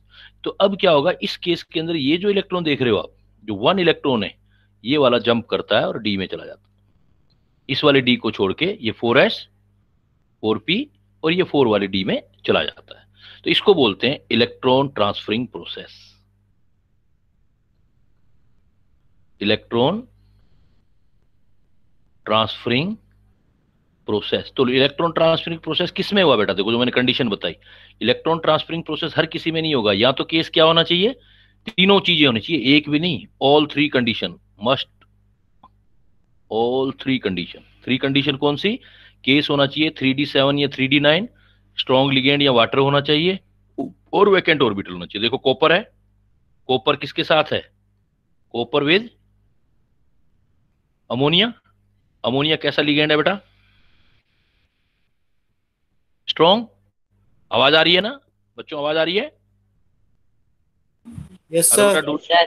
सर हाँ तो देखो तीनों कंडीशन फुल हो रही हैं, तो D9 केस आ रहा है, देखो D9 केस, D9 केस के साथ स्ट्रॉन्ग लिगेंड आ रहा है, स्ट्रॉन्ग लिगेंड के साथ आगे देखो इधर d ऑर्बिटल से उठेगा तो 4d का वैकेंट ऑर्बिटल भी रखा हुआ है, तो 4d वाला भी वैकेंट है, कहीं भी दे दो ना, यहां दे दो आप, तो ये इलेक्ट्रॉन यहां चला जाएगा। तो ये ऐसा जब होगा कॉपर की प्रेजेंस में, तो नीचे देखो आपके पास वैकेंट ऑर्बिटल अवेलेबल कैसे रहेंगे, तो इसका मतलब मेरे पास अवेलेबिलिटी तो ये रहेगी, जब ये ट्रांसफरिंग हो गया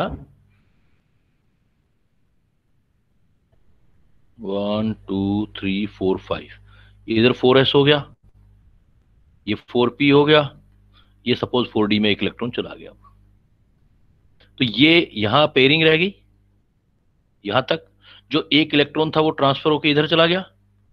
अब हमें देखो कितने बॉन्ड बनाने हैं कॉपर के साथ अमोनिया के, 4 बॉन्ड है, तो 4 ऑर्बिटल उठा लो, 1 2 3 4। अगर ये बेटा 4 ऑर्बिटल उठेंगे तो हाइब्रिडाइजेशन देखो क्या आ गया, H S क्या आ गया, DsP2, DsP2 आ गया। तो DsP2 आ गया, तो स्पेशली देखो आप, चाहे ये वाला केस देख लो कॉपर वाला, चाहे कॉपर अमोनिया के साथ, चाहे कॉपर वाटर के साथ आ जाए, तो कॉपर चाहे अमोनिया के साथ, जो कॉपर वाटर के साथ, जब भी कॉपर वाला केस देखो अमोनिया या वाटर के साथ, कॉपर का केस अमोनिया या वाटर के साथ, तो हाइब्रिडाइजेशन क्या दोगे बेटा इसका,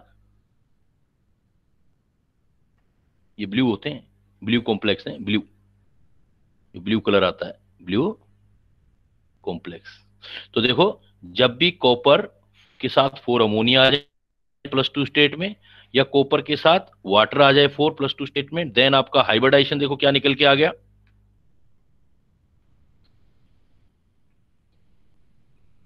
हाइब्रिडाइजेशन DsP2, हाइब्रिडाइजेशन हो जाएगा आपका DsP2, और DsP2 होते ही ज्योमेट्री क्या हो जाएगी, स्क्वायर प्लेनर। इसलिए अगर कॉपर के ये दोनों कॉम्प्लेक्स आ जाएं तो इसमें इलेक्ट्रॉन ट्रांसफरिंग प्रोसेस होगा। इलेक्ट्रॉन ट्रांसफरिंग प्रोसेस हमेशा D9 केस और D7 केस में होता है। जैसे कोबाल्ट वाले एग्जांपल में भी हो सकता है आपके साथ। जैसे कोबाल्ट ले लेता हूं, दूसरा एग्जांपल देखो इसका। जैसे कोबाल्ट ले लिया, कोबाल्ट यहां ले लिया हमने कोबाल्ट का, और कोबाल्ट के साथ देखो आप बना लो, अगर हमारे पास NH3 सपोज 6 ले लिया और +2 ले लिया, तो अब देखो CONH3 6 + 2 है, तो कौन सा केस आ गया आपके पास, बनाओ जरा इसको, ट्राई करो, जो ऊपर वाला कॉन्सेप्ट बताया उसके हिसाब से एक बार ट्राई करो, देखो।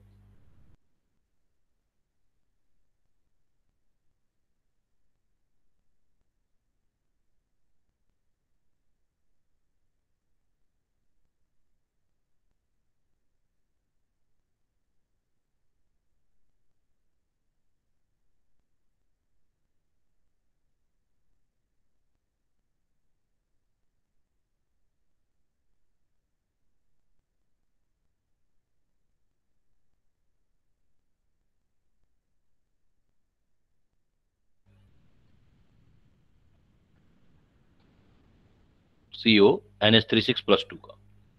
तो सबसे पहला चीज तो ये है बेटा, कोबाल्ट अगर है तो कोबाल्ट का एटॉमिक नंबर देखो।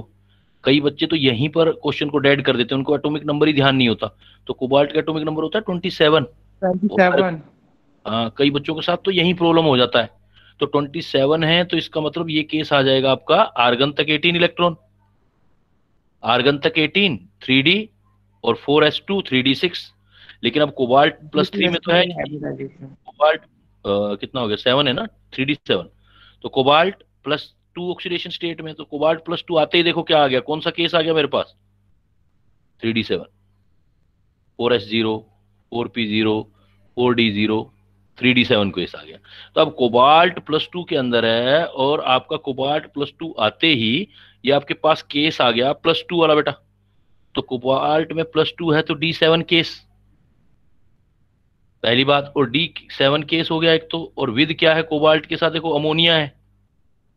अमोनिया मतलब कौन सा लिगेंड है ये आपके पास, स्ट्रॉन्ग लिगेंड हो गया। Strong field agent. और आगे वाले देखो वैकेंट ऑर्बिटल भी हैं, वैकेंट ऑर्बिटल भी हैं। तो जब ये तीनों केसेस आ जाती हैं तो कौन सा प्रोसेस करते हो आप, 1 electron transferring process. Transferring process. तो 1 इलेक्ट्रॉन ट्रांसफरिंग प्रोसेस लग जाएगा यहाँ पर। तो देखो अब 3D7 नॉर्मल लिखूंगा तो ऐसे लिखना चाहिए ना मुझे, 3D7। If you use electronic configuration in normal way, तो देन आपका ये आ जाएगा 3D7, फिर 4s, फिर 4p, फिर 4d,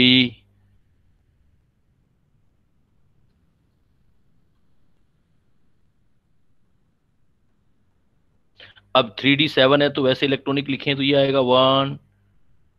अब देखो आप 3D7 है, ये तो क्लियर है ना कि 3D7 केस है, स्ट्रॉन्ग लिगेंड है, तो पेयरिंग करके चलना है, 1 2 3 4 5 6 7, स्ट्रॉन्ग लिगेंड की प्रेजेंस में। और 7 के साथ साथ एक प्रोसेस और हो गया, 1 इलेक्ट्रॉन ट्रांसफरिंग प्रोसेस। हाँ, 1 इलेक्ट्रॉन ट्रांसफरिंग प्रोसेस। तो ये इलेक्ट्रॉन आगे चला गया इधर। अब जो इधर चला गया तो इधर आपके पास क्या वैकेंसी रहेगी, देखो ये 3D6, 1 2 3 4 5 6 ये हो गए।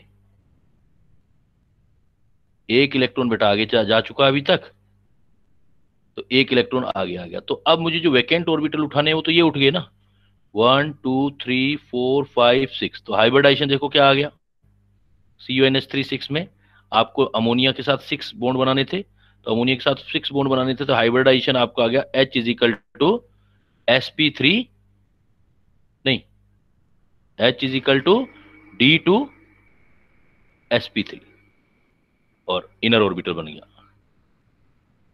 इनर ऑर्बिटल ऑक्टाहेड्रल कॉम्प्लेक्स बन गया। इनर ऑर्बिटल बन गया, आउटर नहीं बना, अदरवाइज आउटर बनता। और दूसरी बात देखो, वो अनपेड इलेक्ट्रॉन इधर चला गया और ये इलेक्ट्रॉन जो है ट्रांसफर्ड इलेक्ट्रॉन, ये बात ध्यान रखना, नॉट ट्रांसफर्ड। प्रूफ क्या है कि ट्रांसफर हुआ है इधर electron? Transferred electron can be easily लूज्ड, बड़ी इजीली लूज हो सकता है। मतलब आपके पास ये जो स्पीसीज है CONH3 6+2 स्पीसीज है आपके पास, CONH3 6+2 स्पीसीज है, ये इजीली अपना इलेक्ट्रॉन रिमूव कर सकती है, इलेक्ट्रॉन रिलीज कर देगी और कन्वर्ट हो जाएगी CONH3 6+3 में। तो इलेक्ट्रॉन लूजिंग प्रोसेस जो है, ये इलेक्ट्रॉन लूजिंग प्रोसेस, तो इलेक्ट्रॉन जो बेटा आपका लूजिंग प्रोसेस होता है वही तो ऑक्सीडेशन होता है। इलेक्ट्रॉन लूजिंग प्रोसेस को क्या बोलते हैं हम? तो कहां से कहां क्वेश्चन पहुंच जाते हैं फिर? Oxidation process. अगर ये ऑक्सीडेशन प्रोसेस है तो इसका मतलब ये स्पीसीज जो है इलेक्ट्रॉन इजीली रिमूव कर सकती है। तो किसकी तरह वर्क करती है? जो प्रोसेस ऑक्सीडेशन होता है तो इटसेल्फ स्पीसीज क्या होती है? Reducing agent. ये किसी को इलेक्ट्रॉन दे सकता है अपना।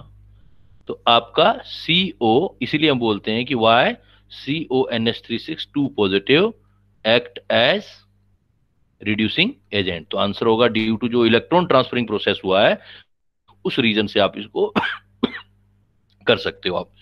तो इस हिसाब से आप देखो, VBT में मैंने 3 पार्ट में आपको बताया। पहले मैंने बिल्कुल जनरल बताया कि 3D सीरीज मेटल देख करके आपको स्ट्रॉन्ग और वीक कंसिडर करना है और कहां पेयरिंग करनी है कहां नहीं करनी। फिर आपको मैंने उसके एक एक्सेप्शन दिखवाया। एक्सेप्शन में मैंने आपको स्पेशली बताया कि अमोनिया वैसे स्ट्रॉन्ग लिगेंड है, लेकिन आयरन +2 आ जाए या Mn+2 आ जाए तो उसके साथ वीक लिगेंड कंसिडर करना। इसी टाइप से वाटर वैसे वीक लिगेंड है, लेकिन वाटर और ऑक्सलेट आयन, बट वाटर और ऑक्सलेट आयन अगर आपका स्ट्रॉन्ग फिट आएगा। कोबाल्ट+3 आ जाए तो फिर स्ट्रॉन्ग लेना, तो उससे वो आपका केस आउट हो जाएगा। फिर इसके बाद एक केस और रहेगा, वो रहेगा इलेक्ट्रॉन ट्रांसफरिंग वाला केस। इलेक्ट्रॉन ट्रांसफरिंग सिर्फ आपको एप्लीकेबल करना है जब 3 कंडीशन हो। वो 3 कंडीशन कौन सी है? इलेक्ट्रॉनिक कॉन्फ़िगरेशन D7 या D9 होना चाहिए, जैसा आपने कॉपर में D9 देखा और कोबाल्ट+2 में D7 देखा, और स्ट्रॉन्ग लिगेंड होना चाहिए, या कॉपर हो तो वाटर भी चलेगा, और वैकेंट ऑर्बिटल होना चाहिए। तो उस केस में एक इलेक्ट्रॉन ट्रांसफर करके आपको आगे भेज देना है और फिर आपने हाइब्रिडाइजेशन निकालना है। यही रीजन है कि कॉपर का कभी भी कोई कॉम्प्लेक्स आएगा अमोनिया के साथ, 4 अमोनिया के साथ या 4 वाटर के साथ, तो DsP2 हाइब्रिडाइजेशन है, स्क्वायर प्लेनर कॉम्प्लेक्स देना है। कोबाल्ट के साथ आएगा +2 में, तो कोपार को आउटर ऑर्बिटल कॉम्प्लेक्स नहीं बताना। कोबाल्ट +2 में होगा तो आउटर ऑर्बिटल नहीं बनाना है, उसको इनर डी ऑर्बिटल कॉम्प्लेक्स बनाना है, बिकॉज एक इलेक्ट्रॉन ट्रांसफर हो जाएगा। और उसका प्रूफ भी है कि कोबाल्ट अमोनिया के 6 लिगेंड के साथ +2 फॉर्म में होता है तो act as reducing agent, but मतलब बड़ी इजीली +3 के अंदर चला जाता है। तो इस VBT में एक्चुअली आप क्या कर सकते थे कि VBT जो आपका एक्सप्लेन कर रही है, तो एक्सप्लेन कर रही है कि भाई हाइब्रिडाइजेशन निकाल रहे हो, एक्सप्लेनेशन जो दे रही है वो एक्सप्लेनेशन आपको हाइब्रिडाइजेशन का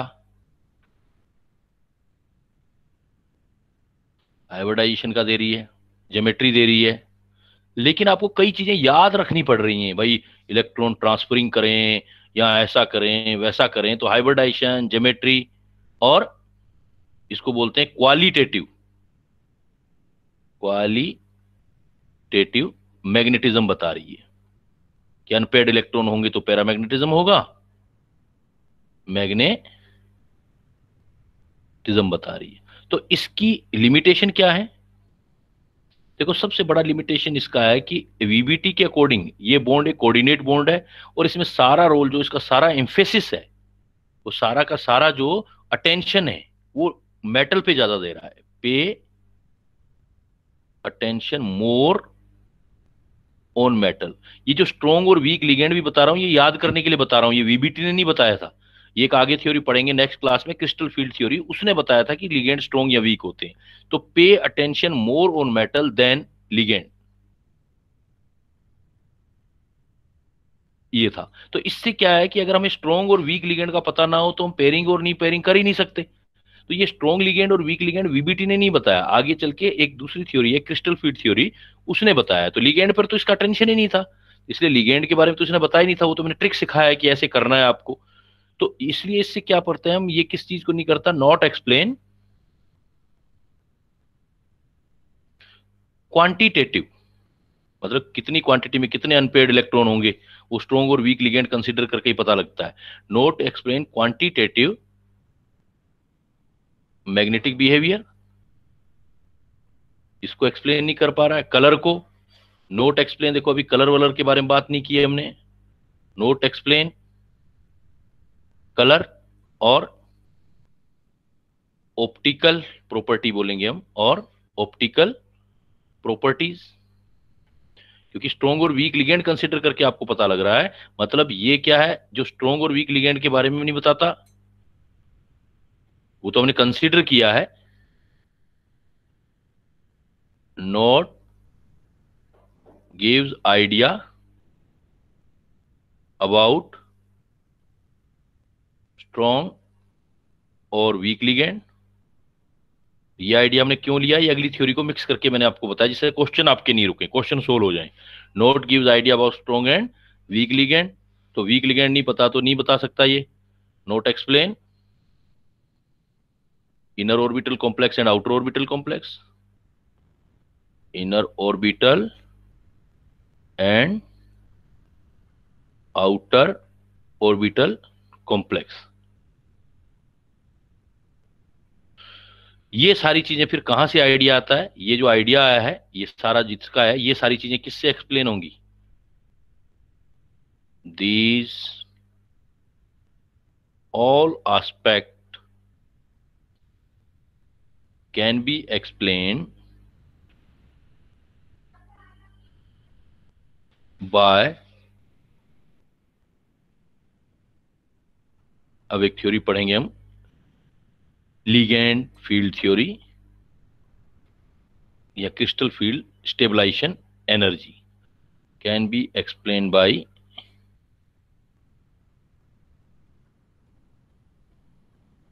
लिगेंड फील्ड थ्योरी। इसको बोलेंगे, कल नेक्स्ट क्लास में पढ़ूंगा, CFSE, या इसको बोलेंगे क्रिस्टल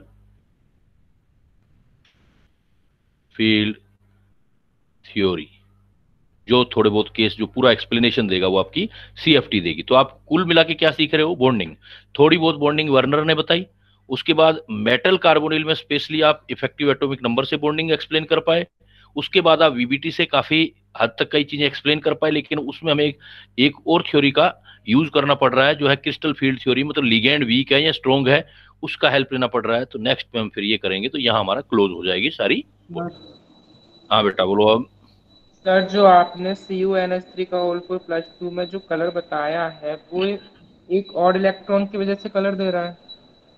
हाँ वो ओड इलेक्ट्रॉन नहीं, उसका आगे अभी कलर का रीजन बताऊंगा। कलर का रीजन होता है एक ऑर्बिटल दूसरे ऑर्बिटल में जब जंप करता है और विजिबल रेंज से लाइट एब्जॉर्ब होती है तो कोई चीज कलर दिखाई देता है। ये कलर कई जगह पूछा जाता है, इसने हमने लिख दिया यहाँ पर कि भाई इसका आपने जो कलर देना है वो आपने ब्लू कलर देना है इसका। ये CFT में करेंगे, यहाँ लिखा है ना मैंने, देखो it note give about note explain colour. Actually colour हम तब कर पाएंगे जब ये CFT करेंगे हम नेक्स्ट क्लास, फिर हम बता देंगे कि कलर ये हो सकता है या नहीं हो सकता। ठीक है, वो लिख दिया। Excuse me sir. हाँ बेटा बोलो। सर एक बार Fe2CO9 का स्ट्रक्चर बता दीजिए, पिछली क्लास में जो बताया था।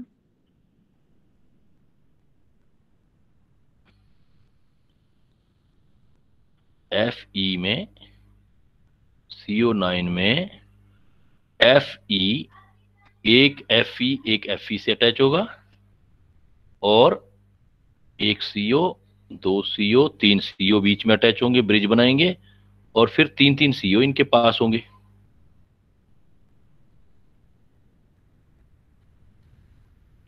तो अब अगर आपके पास Fe के पास देखना है तो इलेक्ट्रॉन काउंट करोगे आप, तो ये इलेक्ट्रॉन काउंट करने पड़ेंगे, यहां से एक एक, यहां से भी एक एक, ये आपका इधर वाले का एक और इधर वाले का एक। तो अब आपको सपोज एक आयरन में बता देता हूं, जैसे ये एक आयरन है, एक आयरन के लिए ये, अब इस आयरन के लिए देख रहे हो आप, तो इस CO से कितने इलेक्ट्रॉन मिल जाएंगे, बोलते जाओ आप। लिगेंड है ना ये, कितने इलेक्ट्रॉन देगा बेटा एक CO, बोल नहीं रहे। एक लिगेंड दो दो इलेक्ट्रॉन देता जाएगा ना। और आयरन यस कितने सर। लिगेंड, आयरन के कितने खुद के इलेक्ट्रॉन कितने होंगे, सर 26। 26।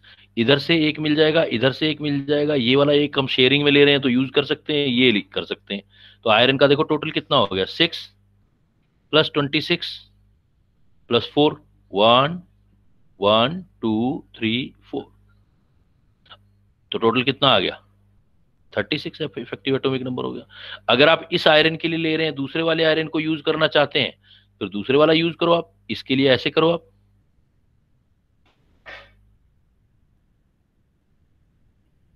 उसी इलेक्ट्रॉन, ये शेयरिंग वाला इलेक्ट्रॉन तो दोनों के लिए काउंट करना है। तो फिर देखो इसके खुद के 26, फिर इधर CO लगा दो, ये इधर नहीं बनाया ना मैंने CO भी, CO, ये CO और ये CO, तो कितना हो गया बेटा देखो इसका। फिर इधर से कितने इलेक्ट्रॉन आ गए आपको, 6। आयरन के खुद के कितने हो गए, 26। और ये वाला फिर अगेन ये यूज होगा क्योंकि दोनों का शेयरिंग पार्ट है, ये वाला 4 और आगे, तो कितना आ गया वापस 36। इसका मतलब ये स्ट्रक्चर जो है वो आयरन और आयरन के बीच का स्ट्रक्चर है। अब ये ई क्या है, ये प्रॉब्लम क्रिएट करता है, ये सोचने वाली बात है कि भाई अगर मैं इलेक्ट्रॉन इसके वाला ये जो शेयर कर रहा हूं, ये इलेक्ट्रॉन दोनों की एक एक शेयरिंग इलेक्ट्रॉन है, दोनों का शेयरिंग इलेक्ट्रॉन है, लेकिन अगर दोनों का शेयरिंग कर लूंगा तो फिर आयरन मुझे क्या लेना पड़ेगा, 26 थोड़ी लिखना पड़ेगा, फिर इसके इलेक्ट्रॉन कितने हो गए, इसका मतलब अगर एक इलेक्ट्रॉन यहां रख दिया तो इस आयरन के कितने इलेक्ट्रॉन हुए, फिर आयरन का ही तो है ये इलेक्ट्रॉन, जो शेयरिंग वाला इलेक्ट्रॉन होता है, एक आयरन इसका होता है, एक आयरन इसका, तो फिर 25 लेना पड़ेगा आपको, तब ये 26 कंसिडर होगा फिर आपको। भाई मैं अगर इसको ऐसे बोलता हूं, मैं कहता हूं एक इलेक्ट्रॉन आयरन ने अपना इलेक्ट्रॉन शेयर किया, एक इस आयरन ने अपना इलेक्ट्रॉन शेयर किया, ये CO ने अपने अपने दो दो इलेक्ट्रॉन शेयर कर रखे। अब ऐसे बना लो आप, ये इलेक्ट्रॉन देखने में कई बच्चों को बहुत कंफ्यूजन हो जाता है, लेकिन है नहीं, पता नहीं क्यों हो जाता है, वो कैलकुलेशन में मिस्टेक कर जाते हैं वो। अब लो, अब मैंने ऐसे कर दिया, अब क्या करना है आपको, शेयरिंग वाले इलेक्ट्रॉन दोनों आयरन में किसी के लिए भी यूज कर सकते हो आप। ये लो, ये CO आ गए, ये CO आ गए, ठीक है। अब देखो, अब अब मुझे इलेक्ट्रॉन बताओ आप, मान लो मुझे ये काउंट करना है, सपोज पहले वाले आयरन के लिए देखना है, इस आयरन के लिए इलेक्ट्रॉन देखने हैं, तो इधर वाले CO से कितने मिलेंगे, बताओ बेटा, कितने कितने मिलेंगे इधर वाले 3 CO से, सर दो दो इलेक्ट्रॉन। दो दो इलेक्ट्रॉन, टोटल कितने मिल गए, 6। तीनों 6 आ गए। अब बताओ, मैं अगर यहां आयरन मैंने प्रिंट कर दिया, आयरन का ये इलेक्ट्रॉन रख दिया, तो यहां आयरन के कितने इलेक्ट्रॉन लिखूंगा अब मैं, 26 तो नहीं लिख सकता ना बेटा अब मैं। सर 27। अरे बेटा, आयरन के 26 में ही तो एक यहां रखा है मैंने, आयरन के पास इलेक्ट्रॉन होते कितने हैं टोटल, सर आयरन के, 25। हाँ तो इसका 25 लोगे ना, क्योंकि एक वहां रखा हुआ है। अब आ जाओ, इन लिगेंड में से कितने कितने इलेक्ट्रॉन मिलेंगे इनको, इन वाले से, सर एक एक इलेक्ट्रॉन। मतलब 3 और आगे। और ये शेयरिंग वाले दोनों दोनों के लिए काउंट कर सकते हो, इधर वाले और इधर वाले भी, तो कितना हो गया देखो 36 आ गया, ऐड कर लोगे कितना आ जाएगा, ओके सर। ऐसे इसको टोटल 36 करना है। तो ये 36 बन गया, ये चेक कर लेना आप, 1 2 3 हो गया 36। तो चाहे इससे देख लो चाहे उससे देख लो, कैलकुलेशन बनानी है आपने 36। ओके सर, समझ आ गया। ठीक है बेटा, हो गया, किसी का और कोई पूछना तो नहीं है कुछ।